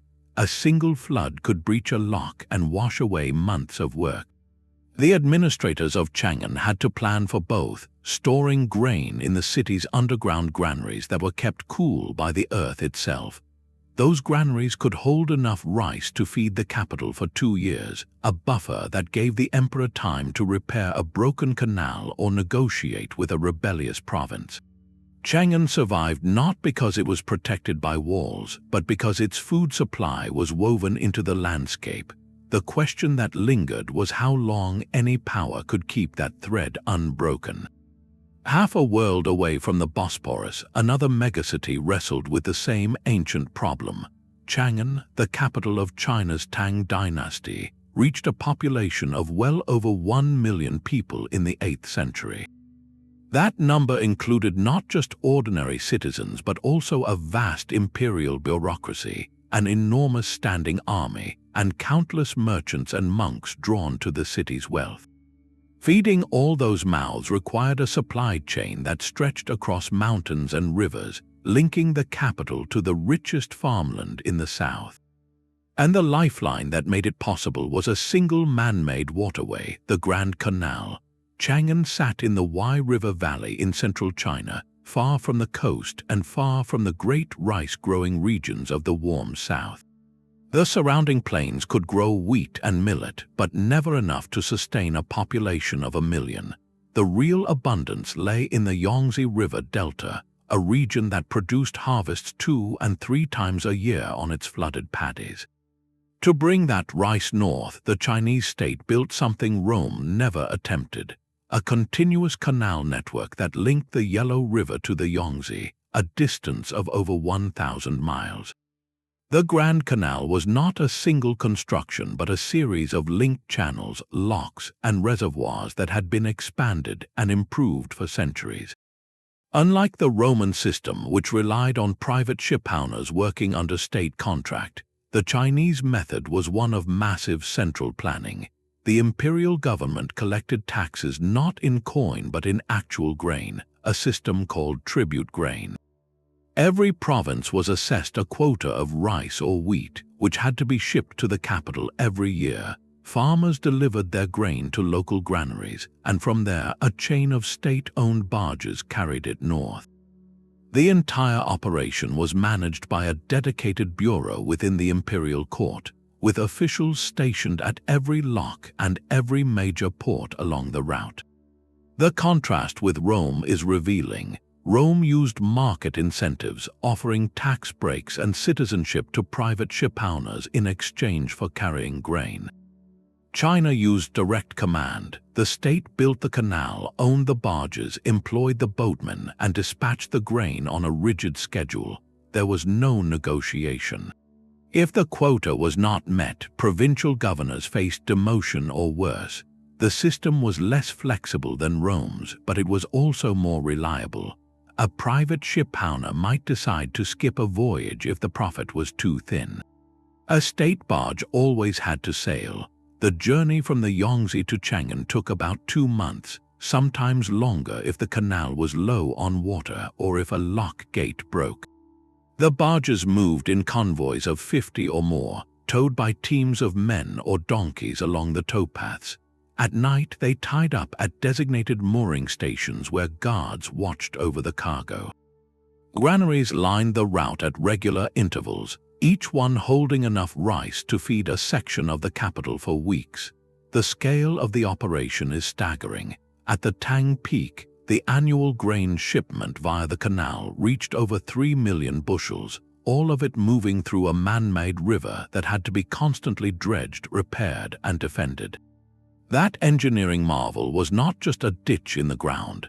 It was a series of innovations that had no parallel in the West.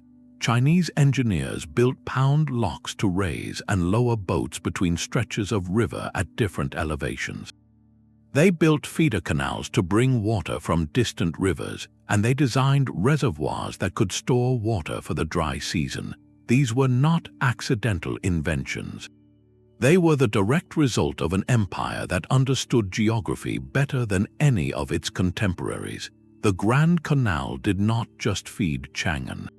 It tied the northern capital to the southern economy, creating a single market that stretched across half a continent. And that connection would outlast the Tang themselves, continuing to supply later dynasties for 1,000 years. But before the canal could function, it had to be carved from the earth, and that act of creation required a vision that bordered on obsession. Emperor Yong of the Sui dynasty commanded the canal's construction in the early 7th century, and his ambition reshaped the geography of an entire civilization. He wanted a water route that could move grain from the fertile south to the political heart of the north, and he was willing to pay any price to get it. The project mobilized millions of laborers over a period of roughly 6 years, a workforce that rivaled the population of the cities it would eventually feed.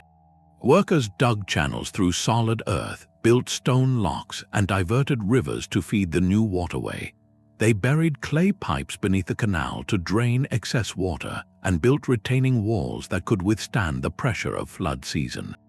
The scale was so vast that later historians would describe it as an achievement that bordered on the superhuman, a reshaping of nature itself.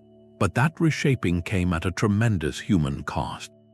The laborers worked under harsh conditions, and many did not survive to see the canal completed. The historical records note that the project was one of the great undertakings of its era, a testament to both human will and human endurance. When the canal finally opened, it transformed China. Grain that once took months to travel overland could now move north in a fraction of the time. A barge leaving the Yangtze Delta could reach the Yellow River in about 2 months, carrying enough rice to feed an entire district for a season. The canal did not just feed Changan. It created a unified economic zone that linked the rice paddies of the south to the wheat fields of the north, and it allowed the imperial government to project its authority across half a continent. The grain that moved along its waters was not just food. It was a symbol of control, a visible reminder that the emperor could reach into every province and draw out its wealth. The canal became the spine of Chinese civilization, a man-made river that carried not just grain but also taxes, soldiers, and ideas. And it worked because the engineers who built it understood something fundamental. A canal is not just a ditch. It is a machine for moving energy across a landscape. Every lock was a gear, every barge was a piston, and every granary was a reservoir of stored power that could be released when the capital needed it most.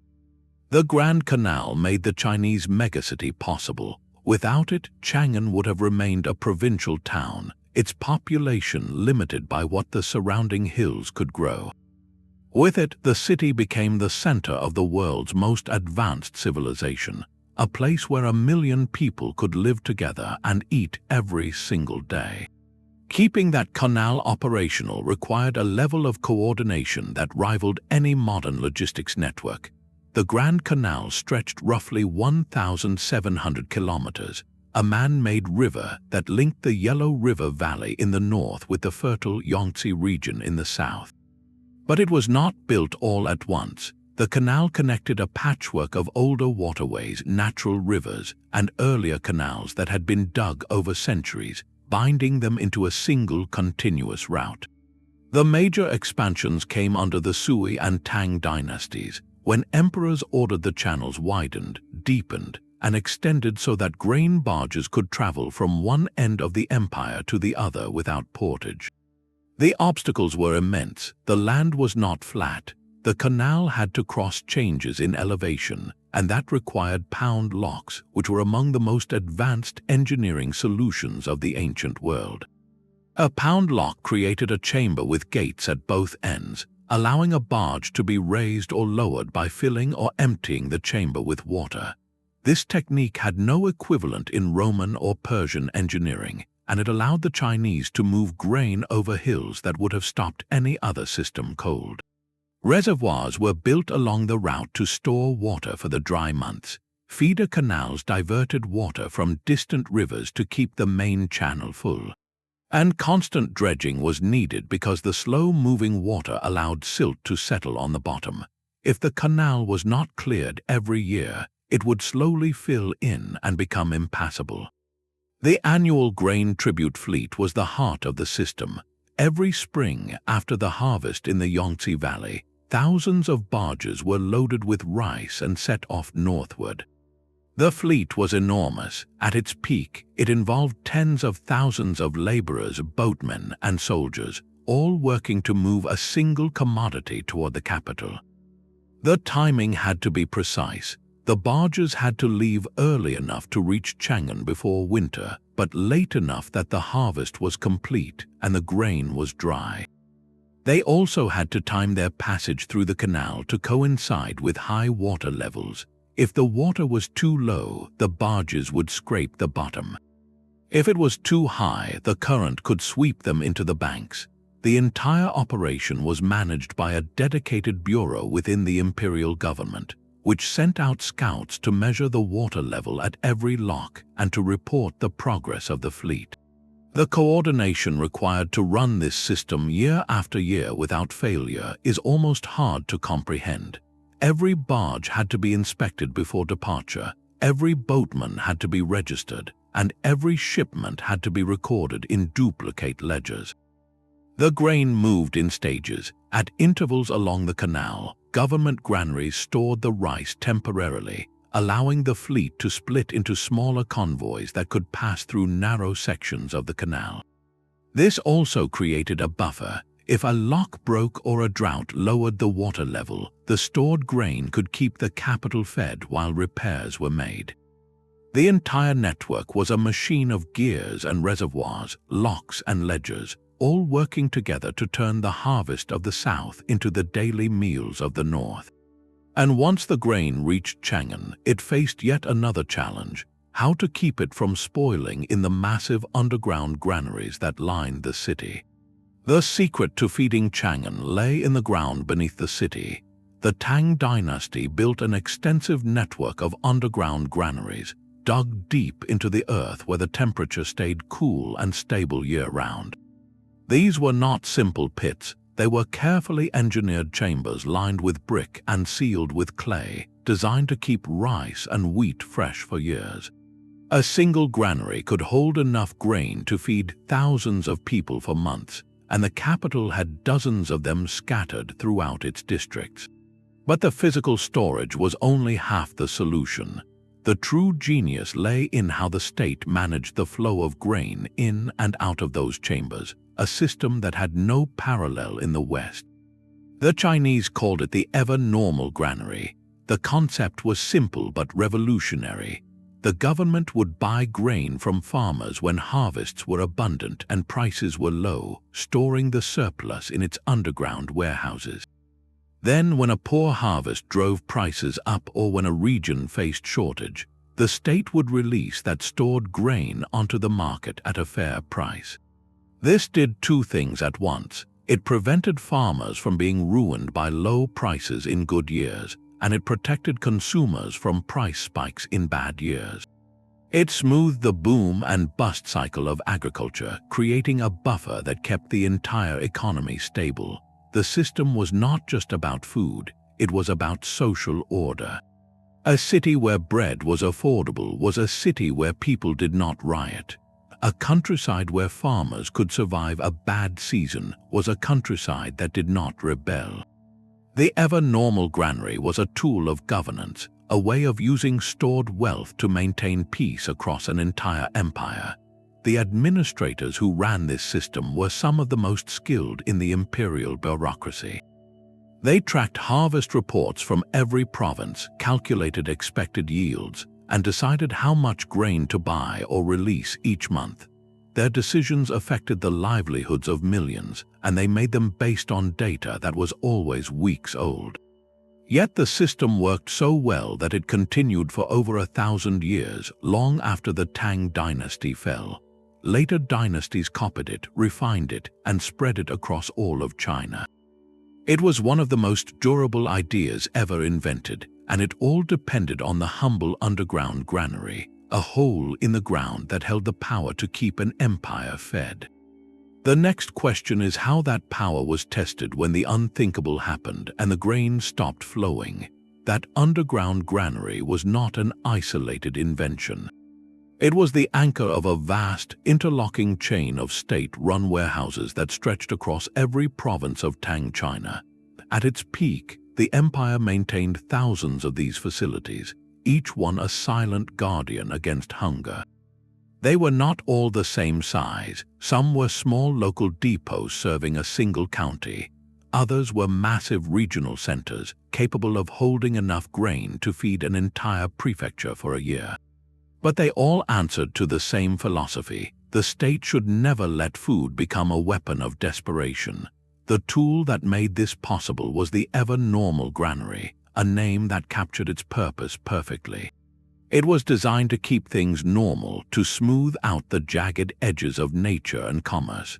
When the harvest was abundant, prices fell so low that farmers could barely cover their costs. That was when the government stepped in, buying up the surplus at a fair price and storing it in the granary. This did two things at once. It put money into the hands of farmers when they needed it most, and it built up a reserve that could be called upon later. Then, when a poor harvest came or when winter stretched supplies thin, prices would begin to climb. At that point, the state released the stored grain back into the market, selling it at a moderate price that undercut the speculators and kept bread affordable for the common person. The logic was elegant and almost mathematical. By buying low and selling stable, the government prevented the cycles of feast and famine that had destroyed earlier dynasties. A farmer who knew the state would buy his surplus was less likely to abandon his land in a bad year. A city dweller who knew the price of rice would not spike wildly could plan his household budget without fear. The entire economy became more predictable, and predictability is the foundation of peace. Running this system required a level of local oversight that would impress any modern administrator. Every county had a granary official who was responsible for measuring the grain, checking its quality, and reporting the stock levels to the provincial capital. Those reports were compiled and sent to the imperial court, where a central bureau tracked the reserves of the entire empire. The records were kept in duplicate, sometimes triplicate, and discrepancies were investigated ruthlessly. If a granary official reported more grain than he actually held, or if he sold state grain for personal profit, the punishment could be severe, including exile or worse. The system was not perfect, but it created a strong incentive for honesty, and it gave the emperor something invaluable, a real-time picture of the empire's food security. He knew to the nearest bushel how much grain was available in every province. He could order grain moved from a region of surplus to one of shortage, using the same canal network that brought tribute to Changan. The imperial granaries in the capital were the largest of all. They held the reserve that fed the court, the army, and the bureaucracy, but they also served as the ultimate backstop for the entire ever-normal system. If a provincial granary was drained by a famine, the emperor could authorize a shipment from the capital stores, moving grain down the Grand Canal to where it was needed most. This created a safety net that stretched across the entire empire, a guarantee that no region would be abandoned to starvation as long as the system held. The contrast with Rome is striking. The Roman state had its Annona and its massive Horia, but it never intervened in the market the way the Chinese did. Rome distributed grain directly to citizens as a political right, but it did not systematically buy and sell to stabilize prices. The Chinese approach was more indirect and in many ways more sustainable. It used market forces as a tool of governance, bending them toward stability rather than trying to replace them entirely. The Ever-Normal Granary was not just a warehouse. It was a policy instrument, a way of using stored wealth to protect both the farmer and the consumer. That is why the system outlasted the Tang themselves, continuing through the Song, the Ming, and even into the Qing dynasty, a thread of continuity that ran through more than 1,000 years of Chinese history. Teotihuacan fed its people without a single horse or wheel. That fact alone separates it from every other megacity we have discussed. No barge pulled by oxen. No cart rolling down a paved road. No animal stronger than a human to carry the harvest from field to market.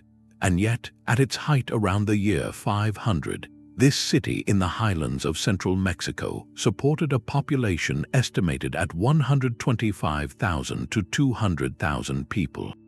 That made it one of the largest urban centers on the planet at the time, comparable in scale to Rome or Changan. The question of how they managed this without draft animals is not a minor puzzle. It forces us to reconsider what we think we know about ancient logistics. The answer begins with geography, and a very different kind of animal entirely. The valley of Teotihuacan sits at an elevation of over 7,000 feet. The climate is semi-arid, with a distinct rainy season and a long dry period.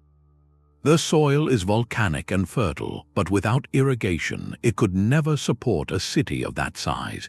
The Teotihuacanos solved this by building an extensive network of canals and terraces that captured rainwater and channeled it to the fields. They also constructed chinampas, raised bed gardens built in shallow lake beds, a technique that allowed them to grow multiple crops per year on small, intensely productive plots. These chinampas were the equivalent of the Nile's floodplain, a man-made landscape that turned a dry valley into a breadbasket, but the real bottleneck was transport. Without horses, oxen, or even llamas, the only way to move food from the surrounding countryside into the city was on the backs of human porters.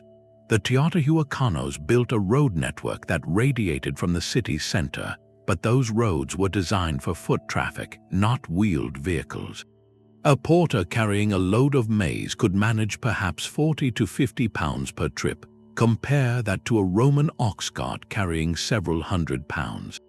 The energy cost was enormous. Every calorie of food that reached the city required a significant investment of human labor just to move it. That constraint shaped the entire layout of Teotihuacan. The city was designed to minimize the distance between fields and homes.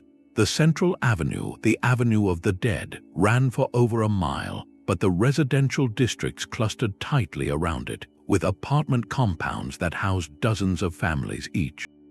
Those compounds had their own small storage rooms and often their own grinding stones, so that grain did not have to travel far after entering the city. The state also played a role. Teotihuacan's rulers controlled the distribution of staple goods through a system of state-run storehouses, similar in function to the Horia of Rome but scaled to a pedestrian city. They collected tribute in the form of maize, beans, and squash from satellite communities, then redistributed it to the population, probably through neighborhood centers. The entire system relied on an incredibly efficient use of human energy. Every step mattered. Every pound of food that was moved had to justify its own weight in calories. The Teotihuacanos solved this by making their city dense, their agriculture intensive, and their supply lines short. They did not need the long-distance routes that Rome and Changan required. They built a megacity that fit its landscape so perfectly that it could thrive without a single beast of burden. the wonder of Teotihuacan is not that it existed despite its limitations. It is that those limitations forced an entirely different kind of genius, one based on human muscle, careful planning, and a deep understanding of the land they lived on. What remains to be asked is how this system held together for centuries and what finally caused it to unravel. That geography placed Teotihuacan in one of the most fertile valleys in all of Mesoamerica.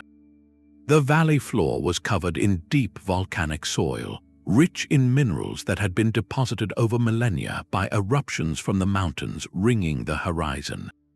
Rain fell reliably during the summer months, and several permanent springs fed streams that wound through the lowlands. The combination created a patchwork of microclimates where maize, beans, squash, and amaranth could all be cultivated within a short walk of the city center.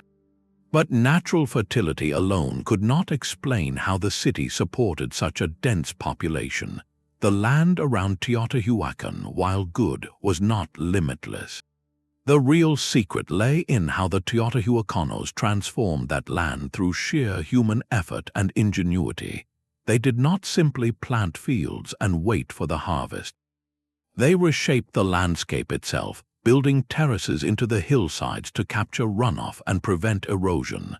They dug canals that carried water from the springs to the fields, extending the growing season deep into the dry winter months. And at the edges of the shallow lakes that dotted the valley, they created something that had no parallel anywhere else in the ancient world. These were the Chinampas, a system of raised garden beds that turned swampy water into the most productive farmland ever seen in the Americas. Workers dredged mud from the lake bottom and piled it into long, narrow rectangles, leaving channels of water between them. Willow trees planted along the edges stabilized the soil and provided shade. The result was a plot of land that never dried out, never needed to be left fallow, and could be harvested multiple times a year. A single acre of Chinampa could produce enough food to support several families, and the entire system could be expanded as the city grew. This was not a simple technique. It required constant maintenance. The channels had to be dredged regularly to keep them from silting up. The willow trees had to be pruned. The nutrient-rich mud had to be spread across the beds each season to replenish the soil. But the payoff was enormous. The Chinampas around Teotihuacan produced such a reliable surplus that the city could afford to support a large population of non-farmers, artisans, priests, merchants, and administrators. The food did not have to travel far, often just a few miles from the lake edge to the nearest market. And without any draft animals to feed, every calorie of plant food went directly to humans, making the entire system astonishingly efficient. The Chinampas were not just a farming method, they were a statement about human possibility, a demonstration that a city could thrive without the animals and wheels that other civilizations considered essential. The question that follows is how the city maintained this complex system for so many centuries, and what that tells us about the hidden labor that made Teotihuacan possible. The Chinampas were not floating gardens in the literal sense, though the name has stuck for centuries. They were raised beds of soil built up from the lake bottom, narrow rectangles separated by channels of water. When a Spanish visitor first saw them in the 1500s, he described them as floating islands because from a distance, the lush green crops seemed to rise directly from the water. In truth, they were anchored to the lakebed by the roots of willow trees planted along the edges, and their stability came from layers of mud, reeds, and decaying vegetation that had been piled up over generations. Building a Chinampa was not a quick project. Workers first marked out a rectangle in the shallow lake, then dredged up thick black mud from the bottom and heaped it inside the boundary, mixing in aquatic plants and compost to create a rich growing medium. The surrounding channels were left open to provide access by canoe and to supply irrigation moisture to the beds. Over time, the organic matter decomposed, the soil settled, and farmers refreshed it each season with a new layer of dredged silt. The result was a field that never needed to lie fallow because the constant addition of fresh nutrients kept the soil fertile year after year. A single chinampa of modest size, say 100 feet long and 15 feet wide, could produce enough vegetables and maize to supply an entire extended family, with surplus to trade in the city markets. But the system demanded relentless work. The channels had to be cleared of silt every few months, or they would slowly fill in and defeat the whole purpose. Willow trees needed trimming to keep them from shading the crops. Weeds had to be pulled by hand because the rich soil invited them as much as it did the corn and beans. And the farmers themselves had to carry every basket of harvested produce to the nearest canoe landing, then paddle across the lake and carry it again on foot into the city. There were no pack animals to lighten the load. Every ear of maize, every handful of beans, every squash that reached a Teotihuacan kitchen had been transported entirely by human muscle, from the bed to the boat to the market stall. The labor was constant and invisible, written nowhere in the monuments but etched into the bones of the people who did it.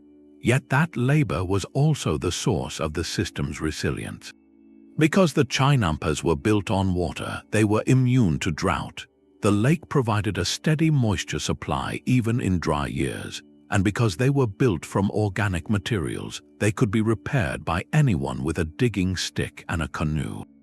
There was no complex machinery to break, no distant supply chain to fail. The food grew right at the edge of the city, within walking distance of the people who ate it. That proximity gave Teotihuacan a stability that Rome and Changan could only dream of. While Roman emperors worried about storms in the Mediterranean and Chinese officials worried about silt in the Grand Canal, the farmers of Teotihuacan simply paddled out to their beds and harvested another crop. The city did not need to import grain from across an empire. It grew its own on man-made islands that floated on a lake that never dried up. The question that lingers is how such a system could ever fall apart, and whether its collapse teaches us something about the hidden costs of even the most ingenious solutions. Chinampas turned shallow lakes into the most productive farmland the ancient world ever knew. These were not floating gardens in the magical sense that later legends described. They were carefully engineered rectangles of soil, dredged up from the lake bottom and piled into long, narrow beds separated by channels of water.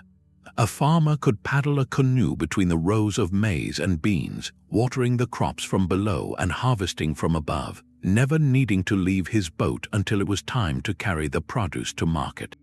The system began in the basin of Mexico centuries before the Aztecs built Tenochtitlan, and it almost certainly supplied the earlier megacity of Teotihuacan with a steady stream of fresh food grown within sight of its pyramids. A single chinampa, measuring perhaps 100 feet long and 15 feet wide, could yield up to 7 harvests per year. That is not a typo.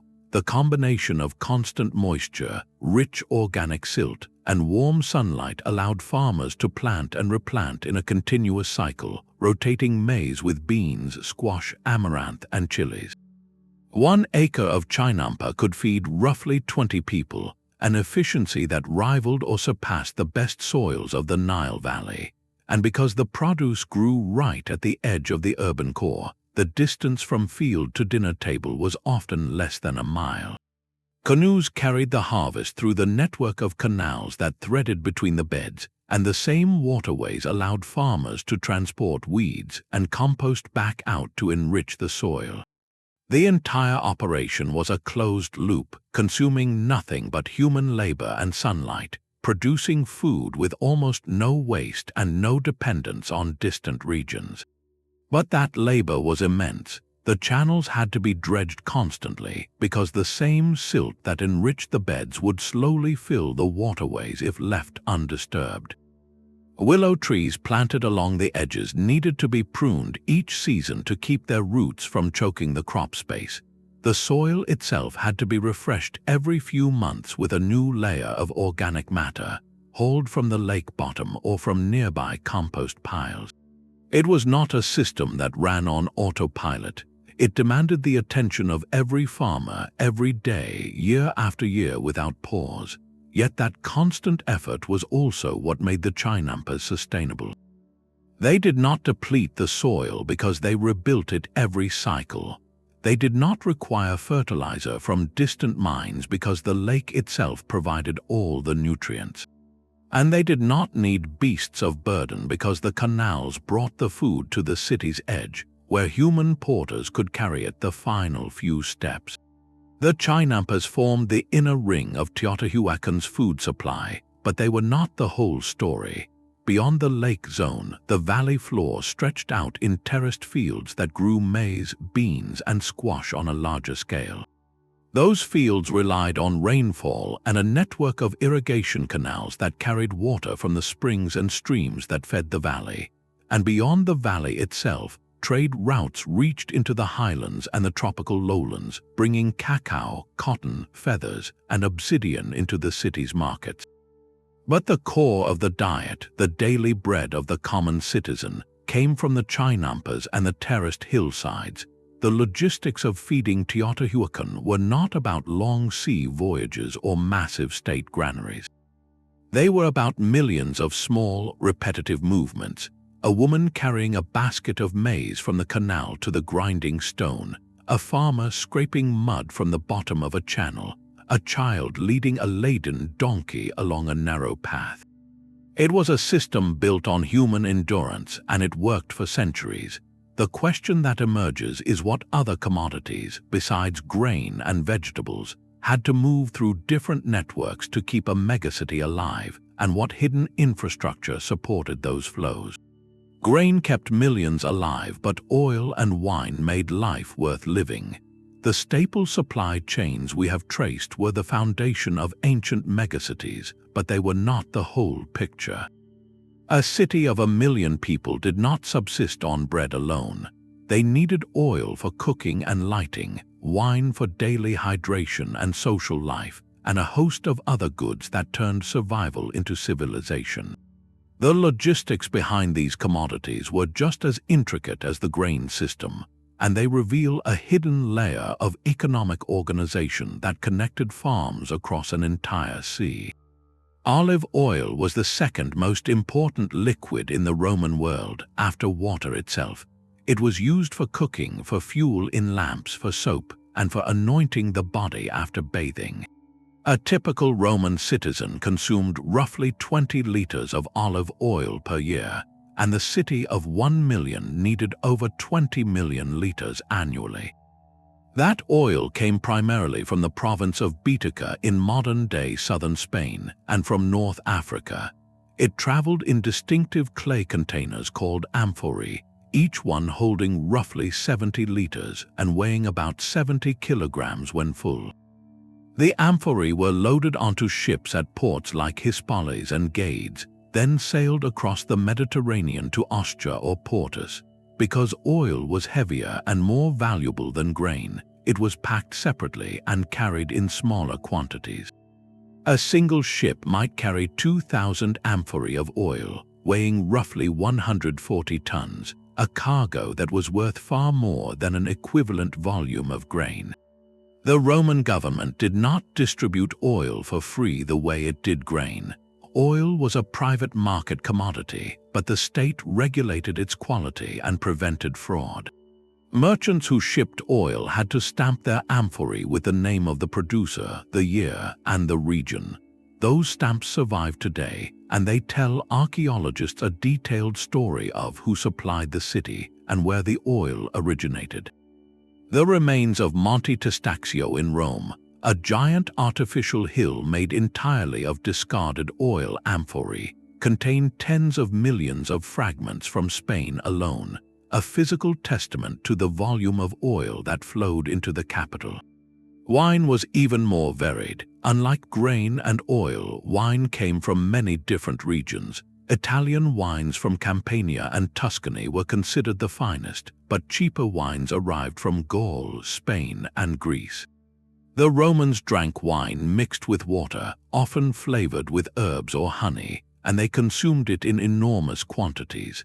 estimates suggest that the average adult male in Rome drank about half a liter of wine per day. That means the capital consumed roughly 180,000 liters of wine every single day. The logistics of moving that much wine were similar to oil, but the packaging was different. Wine was also shipped in amphorae, but the containers were often lined with resin or pitch to prevent the wine from leaking or spoiling. The trade routes for wine were more dispersed than for grain, because wine could be produced in many places, and the market was driven by taste as much as by need. Beyond oil and wine, there was a whole world of luxury goods that had to move through specialized supply chains. Spices from India and Southeast Asia arrived through the Red Sea and the Nile, then across the Mediterranean to Rome. Silk from China traveled over the fabled Silk Road, a network of caravan routes that stretched for thousands of miles through deserts and mountains. Precious metals, ivory, and exotic animals for the arena also required careful logistical planning, though they moved in much smaller volumes. These luxury trades were not state-run. They were handled by private merchants who took enormous risks for enormous rewards. A single shipment of pepper from India could make a merchant wealthy for life, but the journey took over a year and was fraught with pirates, storms, and corrupt officials. The supply chain for luxury goods was less reliable than for staples, but it was more profitable, and it connected the megacity to the farthest corners of the known world.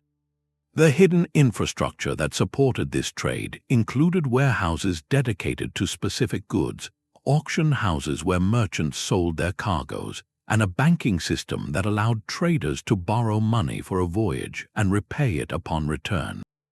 The Roman economy was not primitive. It was a complex web of credit, risk, and specialization, all centered on the need to keep the capital supplied with everything from Spanish olive oil to Indian pepper. And at the center of that web sat the same question that drove the grain trade: how to move a massive volume of goods across thousands of miles with nothing but sails, oars, and human labor. The answer was the same too: constant vigilance, careful planning, and a system that allowed many different merchants to participate in the same great flow of goods. The luxury supply chain was not separate from the grain supply chain. It was woven into the same ports, the same ships, and the same networks of credit and trust that made the ancient economy hum. What remains to be explored is how these two worlds, the world of staple food and the world of exotic goods, intersected in the daily life of the city, and what happened to that intersection when the system began to break down. Monte Testaccio rises 50 meters above the Roman skyline, but it contains no temples. It is a man-made mountain built from the broken remains of perhaps 50 million olive oil amphorae, a monument not to gods but to the hidden economy that kept the capital running. This enormous hill near the Tiber is a direct physical record of one of the most important supply chains in the ancient world. Those amphorae came almost entirely from the province of Baetica, modern southern Spain, where vast olive groves stretched across the rolling hills. Each year, farmers harvested the olives, pressed them into oil, and filled these standardized clay containers for the journey to Rome. An amphora held roughly 70 liters of oil and weighed about 70 kilograms when full. They were loaded onto ships at ports like Gades and Hispales, then sailed across the Mediterranean to Ostia. At the port, the oil was transferred to smaller vessels or wagons and brought into the city. But the amphorae themselves were a problem. Once emptied, they were too bulky and heavy to return to Spain for reuse. Shipping them back empty would have cost more than the oil was worth. So the Romans did something practical. They threw them away. The broken pieces were dumped in a designated area near the river, and over centuries, those fragments accumulated into a hill that still stands today. That hill tells archaeologists an incredible amount. The stamps on the amphorae, called tituli picti, recorded the name of the producer, the year, and sometimes even the weight of the oil. By studying these marks, researchers have traced the flow of oil from specific farms in Spain to specific neighborhoods in Rome. The oil trade was not some vague, unorganized affair. It was a system of standardization and record-keeping that operated across thousands of miles without telephones or computers. Olive oil was essential for more than cooking. It was the fuel for Roman lamps, the base for soap, and the main ingredient in the ointments used after bathing. Every Roman household, from the richest villa to the poorest tenement, needed it. The demand was so steady that the trade continued without interruption for centuries, and the hill of Monte Testaccio grew one shard at a time. Wine followed a similar but more complex pattern. While olive oil came from a few dominant regions, wine was produced across Italy and the provinces. The finest vintages came from Campania, the area around Mount Vesuvius, where the volcanic soil gave the grapes a distinct character. These wines were aged in large clay jars called Dole, and then shipped in amphorae that were often coated inside with pine resin to preserve the flavor. Cheaper wines arrived in bulk from Gaul, modern France, and from the Greek islands. The wine trade was largely private, but the state still had its hand in it. Taxes were levied at the ports, and the government sometimes requisitioned wine for the army or for public festivals. Merchants specialized in moving these goods, building relationships with producers, shippers, and buyers across the Mediterranean. They used the same ports and the same ships that carried grain and oil, packing the cargo holds with a mix of commodities for a single voyage. This bundling of goods made the shipping routes more efficient and spread the risk of loss across multiple products. A storm that sank a grain shipment might still leave the oil and wine intact if they were stored in separate holds. All of this economic activity, the pressing of olives, the crushing of grapes, the firing of amphorae, the loading of ships, the unloading at Ostia, the carting through Roman streets, rested on one relentless enemy. Time. Every food and drink that arrived in the city was already in a race against decay. Grain could last for years if stored properly, but oil went rancid with age and heat. Wine turned to vinegar if not sealed correctly. Fresh vegetables spoiled within days, meat within hours. The entire supply chain was a constant battle against rot, pests, and the slow chemical breakdown that turned a good harvest into a pile of waste. Next, we turn to that invisible adversary and the ingenious methods the ancients used to keep it at bay. The same sun that ripened the olives also turned the oil rancid within months. Every harvest faced an invisible clock, and the race against decay shaped the entire infrastructure of ancient megacities. Grain, if kept dry and cool, could last for years, but the margin for error was razor-thin. A single leak in a warehouse roof, a single warm spell that raised the temperature by a few degrees, and the wheat would begin to sweat, inviting mold and insects that could destroy an entire store. The Romans understood this threat so well that they designed their horia with raised floors and ventilation slits, not for comfort but for survival.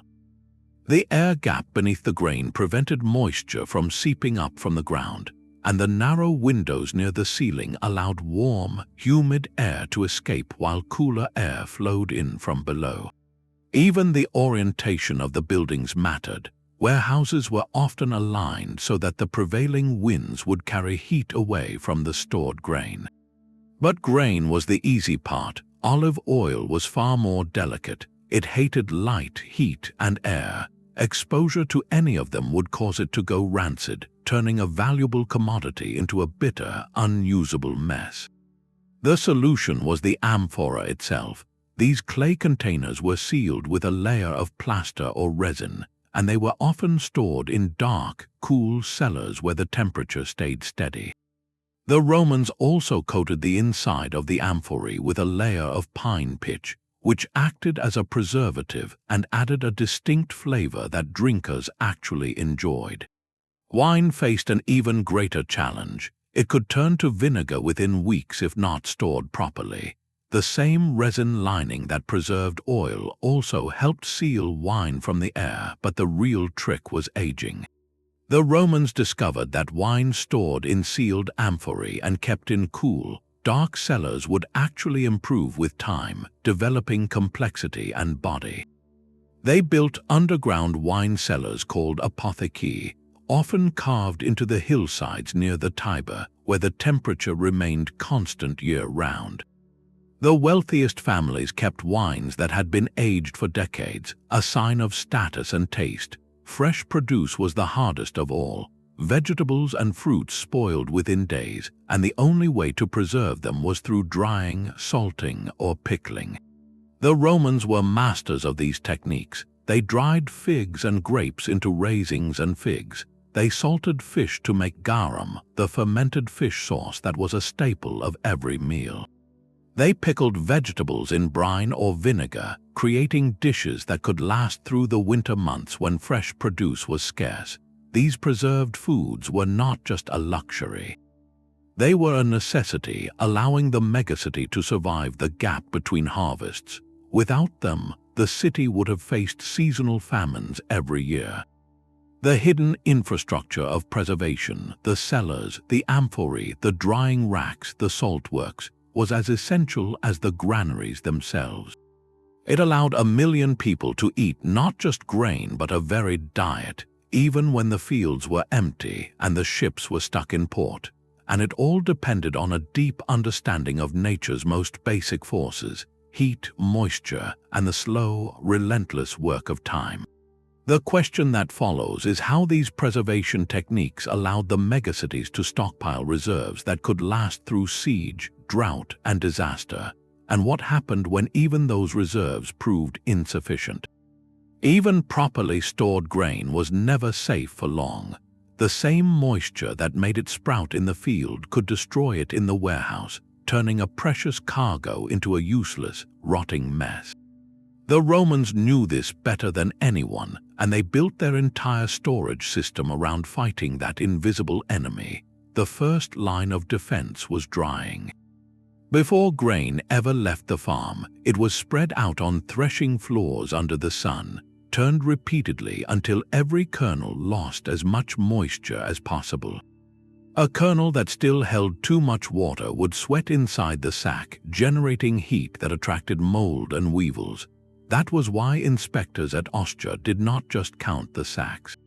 They tested them. A long hollow probe called a corkscrew auger was driven deep into each sack, and a sample of grain was pulled out. The inspector checked it for smell, for texture, and for any sign of dampness. If a shipment was too moist, it was rejected on the spot. The merchant would have to sell it as animal feed or take a complete loss. That was a harsh penalty, but the alternative, introducing spoiled grain into the city's granaries, could infect an entire warehouse and ruin months of supply. The state was ruthless because it had to be. A single bad batch could set off a chain reaction that would compromise the reserves needed to survive the winter. Once the grain passed inspection and was stored in the horia, the fight continued. The raised floors of those warehouses allowed air to circulate beneath the sacks, preventing moisture from seeping up from the ground. The narrow ventilation slits in the walls created a constant flow of cool, dry air, carrying away the heat that grain naturally produced as it settled. Even the orientation of the building mattered. Warehouses were often aligned so that the prevailing winds would blow through the slits, creating a natural convection that kept the entire structure cool. But air movement alone was not enough. Grain stacked in deep piles could still heat up in the center, so workers had to turn the sacks periodically. They would shift the stacks, moving the grain from the bottom to the top and from the center to the edges, breaking up any pockets of heat that had formed. It was backbreaking labor, but it was essential. A single missed rotation could lead to an entire section of a granary being lost. Olive oil and wine faced a different set of enemies. Oil hated light and air. Left exposed, it would oxidize and turn rancid within weeks. The solution was the amphora, a clay container that was sealed with a layer of plaster or resin after filling. The resin, usually pine pitch, was also used to coat the inside of the jar, creating a barrier that prevented the oil from reacting with the clay. Wine was even more fragile. The same resin lining helped seal out the air, but the real key was the cool, dark environment of the cellar. Roman wine cellars, the apotheke, were often carved into hillsides or dug deep underground, where the temperature stayed steady year-round. Wine aged in these conditions actually improved over time, but the wrong conditions could turn it to vinegar in a matter of weeks. Salt was the oldest preservative in the world, and the Megacities used it on an industrial scale. Fish were gutted, layered with salt, and packed into amphorae or barrels, then left to ferment for months. The result was garum, a fermented fish sauce that became the condiment of choice across the Roman world. It was salty, savory, and packed with protein, and it could be stored for years without spoiling. Garum was not just a flavoring. It was a way to preserve the protein from an entire fishing season, turning a perishable harvest into a stable commodity that could be shipped anywhere. Every coastal town had its own garum factories, and the best varieties commanded high prices in Rome. The same principle applied to vegetables. Cabbages, turnips, and onions were pickled in brine or vinegar, then stored in jars that could last through the winter. The entire preservation system was a web of techniques, each one tested over generations, each one designed to buy time against the decay that waited in every shadow. But for all their ingenuity, the Romans could never fully eliminate the risk. A single shipment that was damp when it left Egypt could arrive at Ostia already starting to rot, and if the inspector missed it, that rot could spread. The system was only as strong as its weakest link, and the weakest link was always human error. A tired inspector, a rushed worker, a leaky roof that went unnoticed for a few days, any of these could undo months of careful planning. The fragility of the entire enterprise was the hidden truth behind the daily miracle of bread. One rotten shipment, one missed inspection, one moment of inattention, and the chain that stretched from the Nile to the Tiber could snap, plunging the capital into a crisis that no amount of stored grain could fully prevent. That whole system, for all its ingenuity, walked a tightrope every single day. The chain from the Nile to the Tiber was strong, but it was never unbreakable. One bad harvest in Egypt, one storm that scattered the grain fleet, one political disruption in a province, and the flow slowed to a trickle. And when the flow slowed, the city felt it immediately. The bread that had been so reliable became scarce, the lines at the distribution points grew longer, and the murmur of discontent rose from the streets. The Roman state had built the Annona not out of generosity, but out of fear. The emperors knew, because history had taught them, that a hungry crowd does not ask polite questions. It does not file complaints. It simply moves, and when it moves, it can sweep away anyone in its path. Consider what happened in the year 192, when the grain supply faltered during the brief civil war after the death of Commodus. The city had been through a series of disruptions, and the granaries were low. When the news spread that the next shipment might not arrive, the people did not wait for explanations. They poured into the streets, surrounded the palace, and demanded action. The new emperor, Pertinax, had to authorize emergency purchases and dip into private stores just to calm the crowd. He survived that crisis, but the memory of the mob's power lingered. A ruler who could not guarantee bread was a ruler who could not guarantee his own safety. Another emperor, the one historians call Maximinus Thrax, faced the same problem decades later. He was a soldier emperor who preferred campaigning to administration, and he paid little attention to the grain supply. The result was a serious shortage in the capital. In the year 238, the people of Rome rose up and the Senate turned against him. He was assassinated by his own troops, not on a battlefield, but because the capital had grown too hungry to tolerate his indifference. These were not isolated incidents. The Annona was not just a social program, it was the literal foundation of political power. An emperor who kept the grain flowing could survive scandals, invasions, and even military defeats. An emperor who let it falter could lose his throne in a matter of weeks. That is why the office of the Praefectus Annoni was so powerful, and why emperors appointed only their most trusted men to fill it. The man who controlled the grain controlled the loyalty of the mob, and the mob was the only force that could unseat a ruler from within. The fragility of the supply chain was not a technical problem. It was a political vulnerability that ran through the entire imperial system. And when the system finally began to unravel in the 3rd century, during the period of crisis and civil war, the grain supply became a weapon. Rival emperors seized control of Egypt and North Africa, holding the harvest hostage. They cut off shipments to the capital, hoping to starve their opponents into submission. The people of Rome suffered, and they blamed whoever was in power at the moment.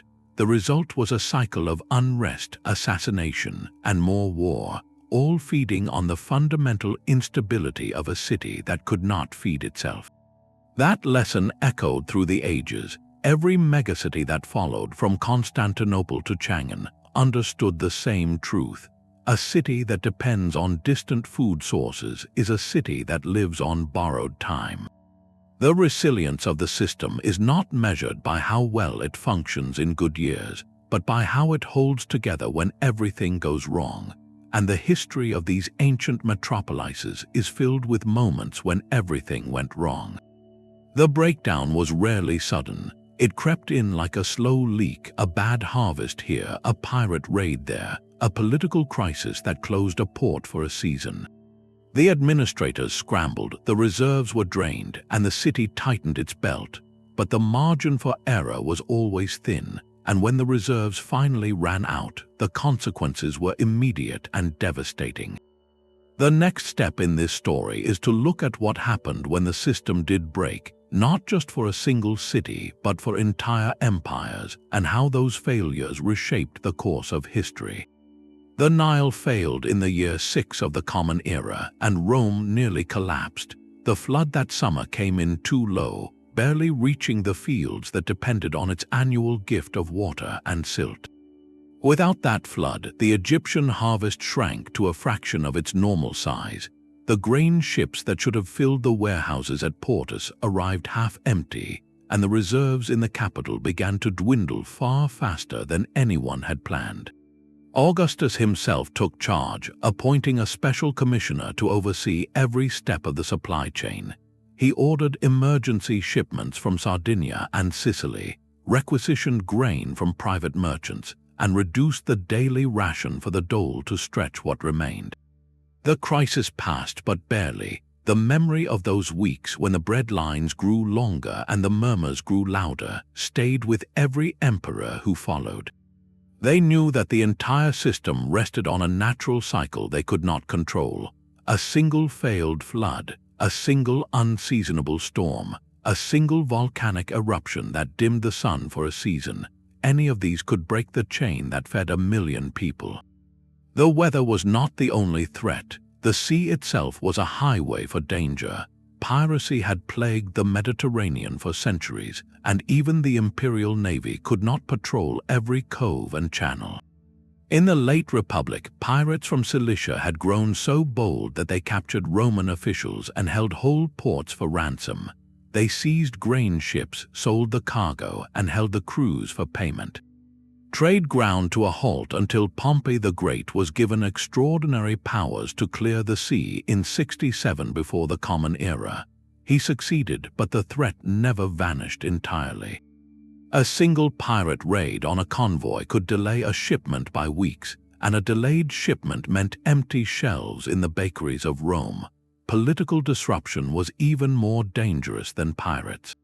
When a province rebelled or a rival general seized control of a grain-producing region, the flow could be cut off entirely. Egypt was the most sensitive point.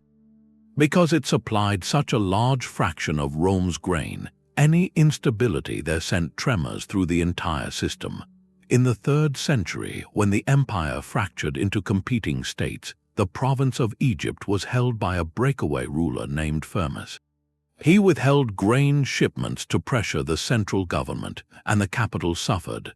Later, when the Persian Empire invaded Egypt in the early 7th century, Constantinople lost its primary breadbasket for a decade.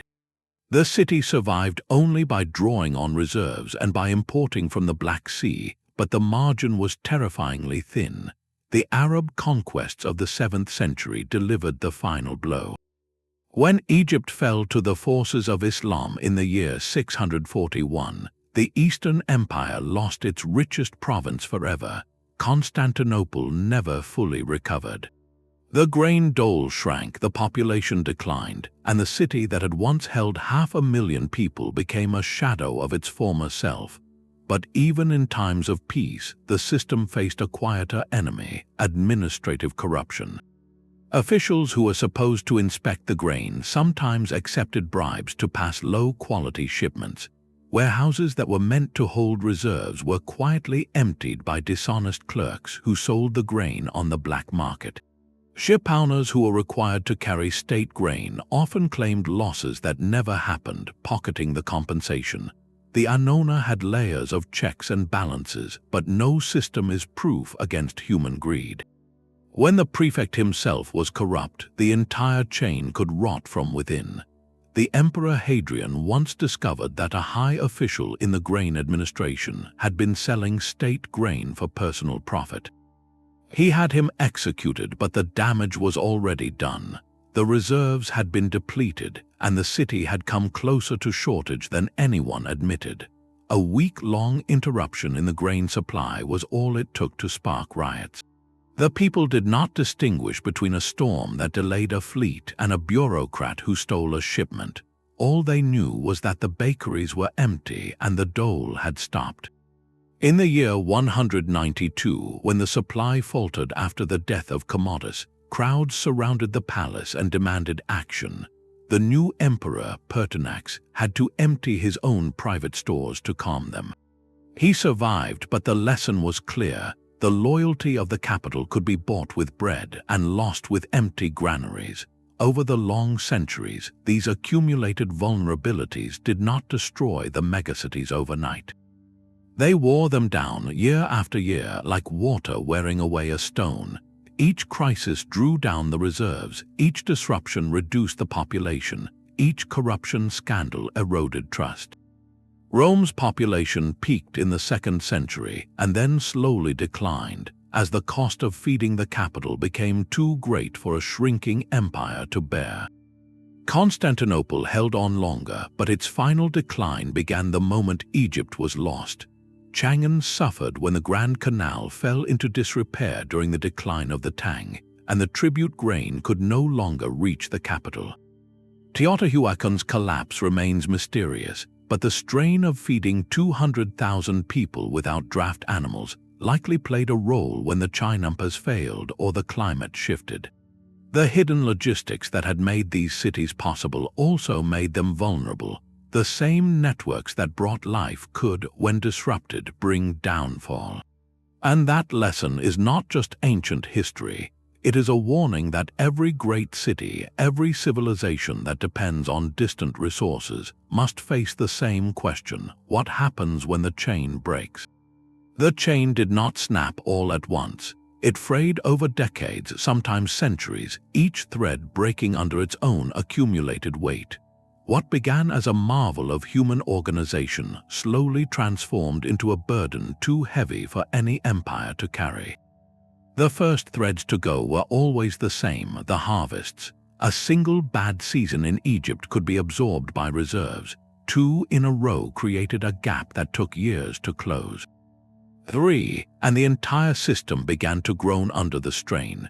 Roman administrators watched the Nile flood levels the way a sailor watches the sky, because they knew that a low flood meant a lean harvest, and a lean harvest meant fewer ships crossing the Mediterranean the following spring.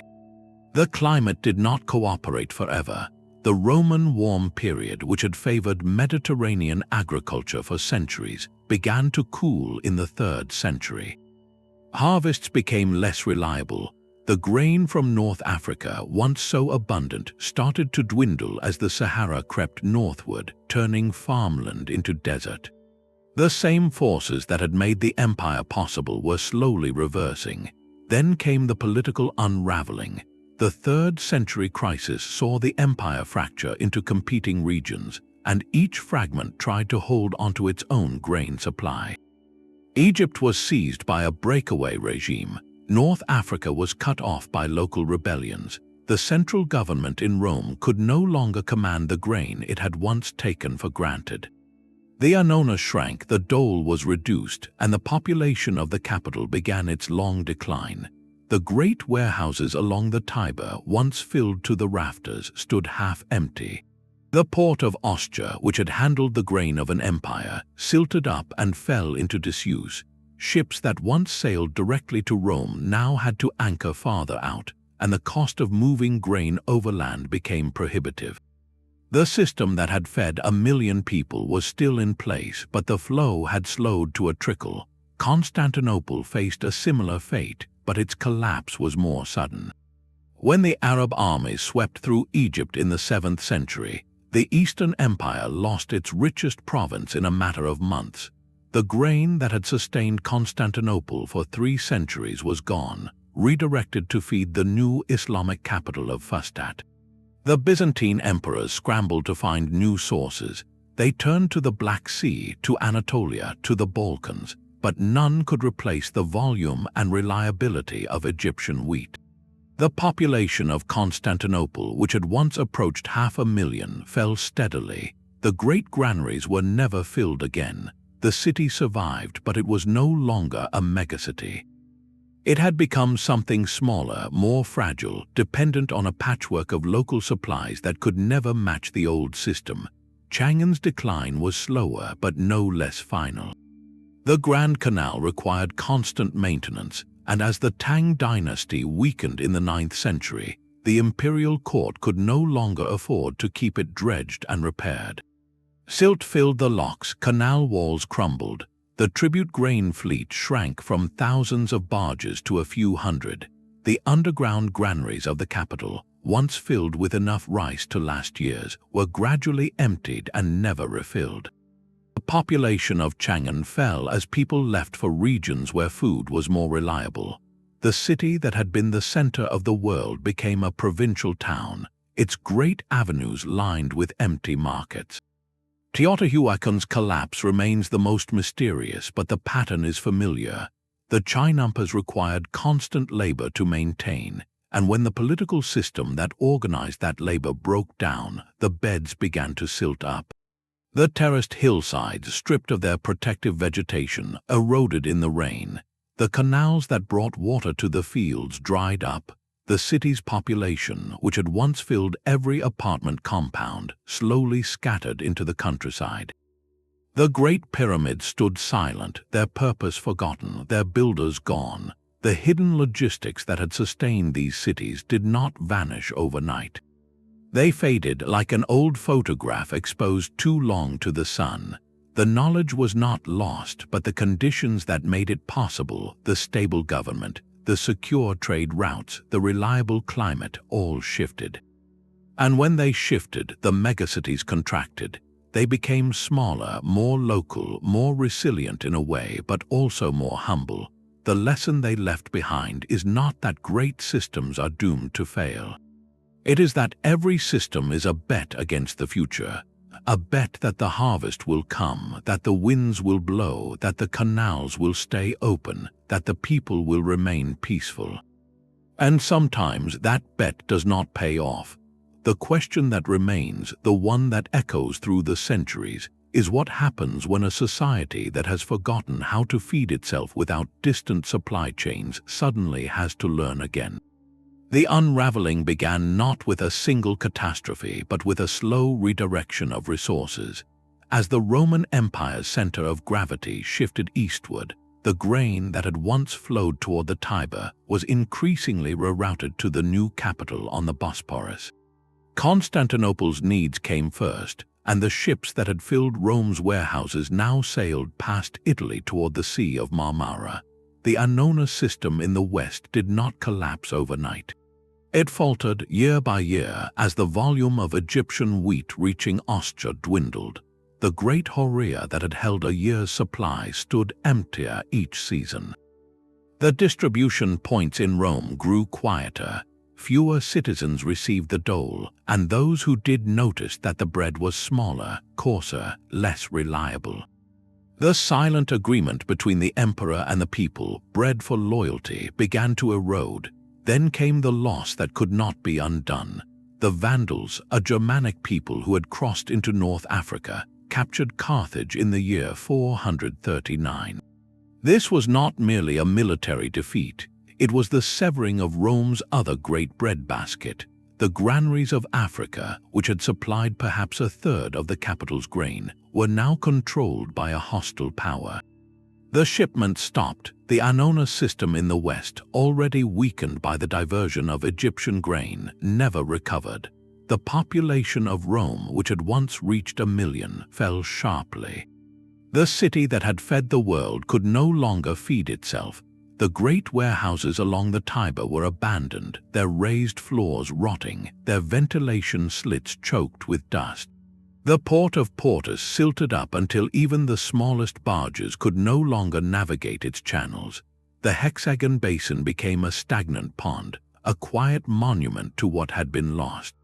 For Changan, the decline followed a different path but led to the same destination. The rebellion of Lushan in the mid-8th century tore through the Tang heartland. The rebel forces seized the Grand Canal in several places, cutting the capital off from the rice of the south. The emperor fled, and when he returned, the canal was in ruins. Locks had been destroyed, embankments had collapsed, silt had filled entire sections of the channel. The imperial court spent decades trying to restore the system, but the labor and resources were never again available in the same abundance. The maintenance that had kept the canal alive for centuries was neglected. Each year, more silt accumulated, more locks broke, more barges ran aground. The tribute grain fleet shrank. The underground granaries of Changan, once a marvel of storage, were never refilled to their former levels. The population, which had exceeded 1 million, fell to a few 100,000 by the end of the dynasty. The city that had been the center of a civilization became a shadow of its former self, its streets lined with empty markets and abandoned homes. The hidden truth that both histories reveal is this: the same logistical genius that built these megacities also planted the seeds of their fragility. The networks that brought food from distant provinces worked only as long as the empire that maintained them remained strong. When the political will faltered, when the revenues dried up, when the enemies closed in, those networks did not simply slow down. They broke, and because the cities had built their entire existence on the assumption that the grain would always flow, they had no fallback plan. They could not return to local farming. They could not shrink gracefully. They could only hollow out, their people drifting away to places where the land could support them without a 1,000-mile supply line. The lesson is not that ambition is foolish. It is that every great achievement carries within it the weight of its own maintenance, and that weight, when neglected, can crush the very civilization it once supported. The echoes of that lesson still ripple through the modern world, in the megacities of today that rely on global chains of food and fuel, chains as intricate and as vulnerable as the ones built by the Romans and the Tang. The supply chains of the past whisper warnings we still struggle to hear. Every meal that reached a Roman table or a Changan kitchen was not a simple act of farming or trade. It was the end result of an invisible system built on trust, paperwork, human labor, and a willingness to plan for the long term. That system left behind no triumphal arches and no grand statues, but it was the true foundation of ancient urban life. Without it, the pyramids of Teotihuacan would have stood empty, the Forum of Rome would have been a ghost town, and the avenues of Changan would have echoed with silence instead of the bustle of 1 million people. The hidden logistics we have traced were not just a support network for civilization. They were civilization itself, made tangible in the daily flow of grain, oil, and wine from distant fields to waiting mouths. What made these systems remarkable was not any single piece of engineering, but the understanding that a city cannot survive on hope. It needs reserves. It needs redundancy. It needs a bureaucracy that can track a shipment across 1,000 miles and a network of people who will carry a sack of wheat through the dark streets night after night. The ancients did not have computers or satellites, but they understood the mathematics of survival. They knew that a surplus stored today is a crisis avoided tomorrow. They knew that a single failed harvest does not have to become a famine if the granaries are full. And they knew that the greatest threat to a megacity is not an invading army, but an empty bakery. Those lessons echo forward into our own time with an urgency that is easy to overlook. The megacities of the modern world, from Tokyo to Sao Paulo, depend on supply chains that stretch across continents and oceans. A single disruption in a distant port can empty supermarket shelves within days. A drought in one region can drive up the price of bread in another. The same vulnerabilities that haunted Rome and Changan still haunt us, only now the scale is global and the pace is faster. The hidden system that made ancient urban life possible was a triumph of human organization, but it was also a warning. Every network that sustains a great city is a bet against the future. The strength of the bet does not come from the size of the warehouses or the speed of the ships. It comes from the quiet, unglamorous work of maintenance, inspection, and planning that happens long before the crisis arrives. The ancients showed us that the price of a megacity is eternal vigilance. The grain must always flow, the canals must always be dredged, the records must always be kept. And the people who do that work, the porters, the scribes, the inspectors, the bakers, must never be taken for granted. Their labor was the hidden thread that held the entire fabric together. When that thread frayed, the cities frayed with it. The ruins we explore today are not just monuments to ambition. They are monuments to the fragility of any system that forgets the simple truth that a city eats every single day, and that every single day that meal has to come from somewhere. The ancient world left us not only broken columns and buried temples, it left us a blueprint for what it takes to keep 1 million people alive, a blueprint written in the silt of canals, the shards of amphorae, and the ledgers of forgotten administrators. And that blueprint is still relevant every time we sit down to a meal. The blueprint left behind by these ancient networks is not just history, it is a mirror held up to our own world. Every loaf of bread on a Roman table, every bowl of rice in a Tang kitchen, every tamale in a Teotihuacan home came from somewhere far away, carried by a chain of human decisions that stretched across seas and mountains.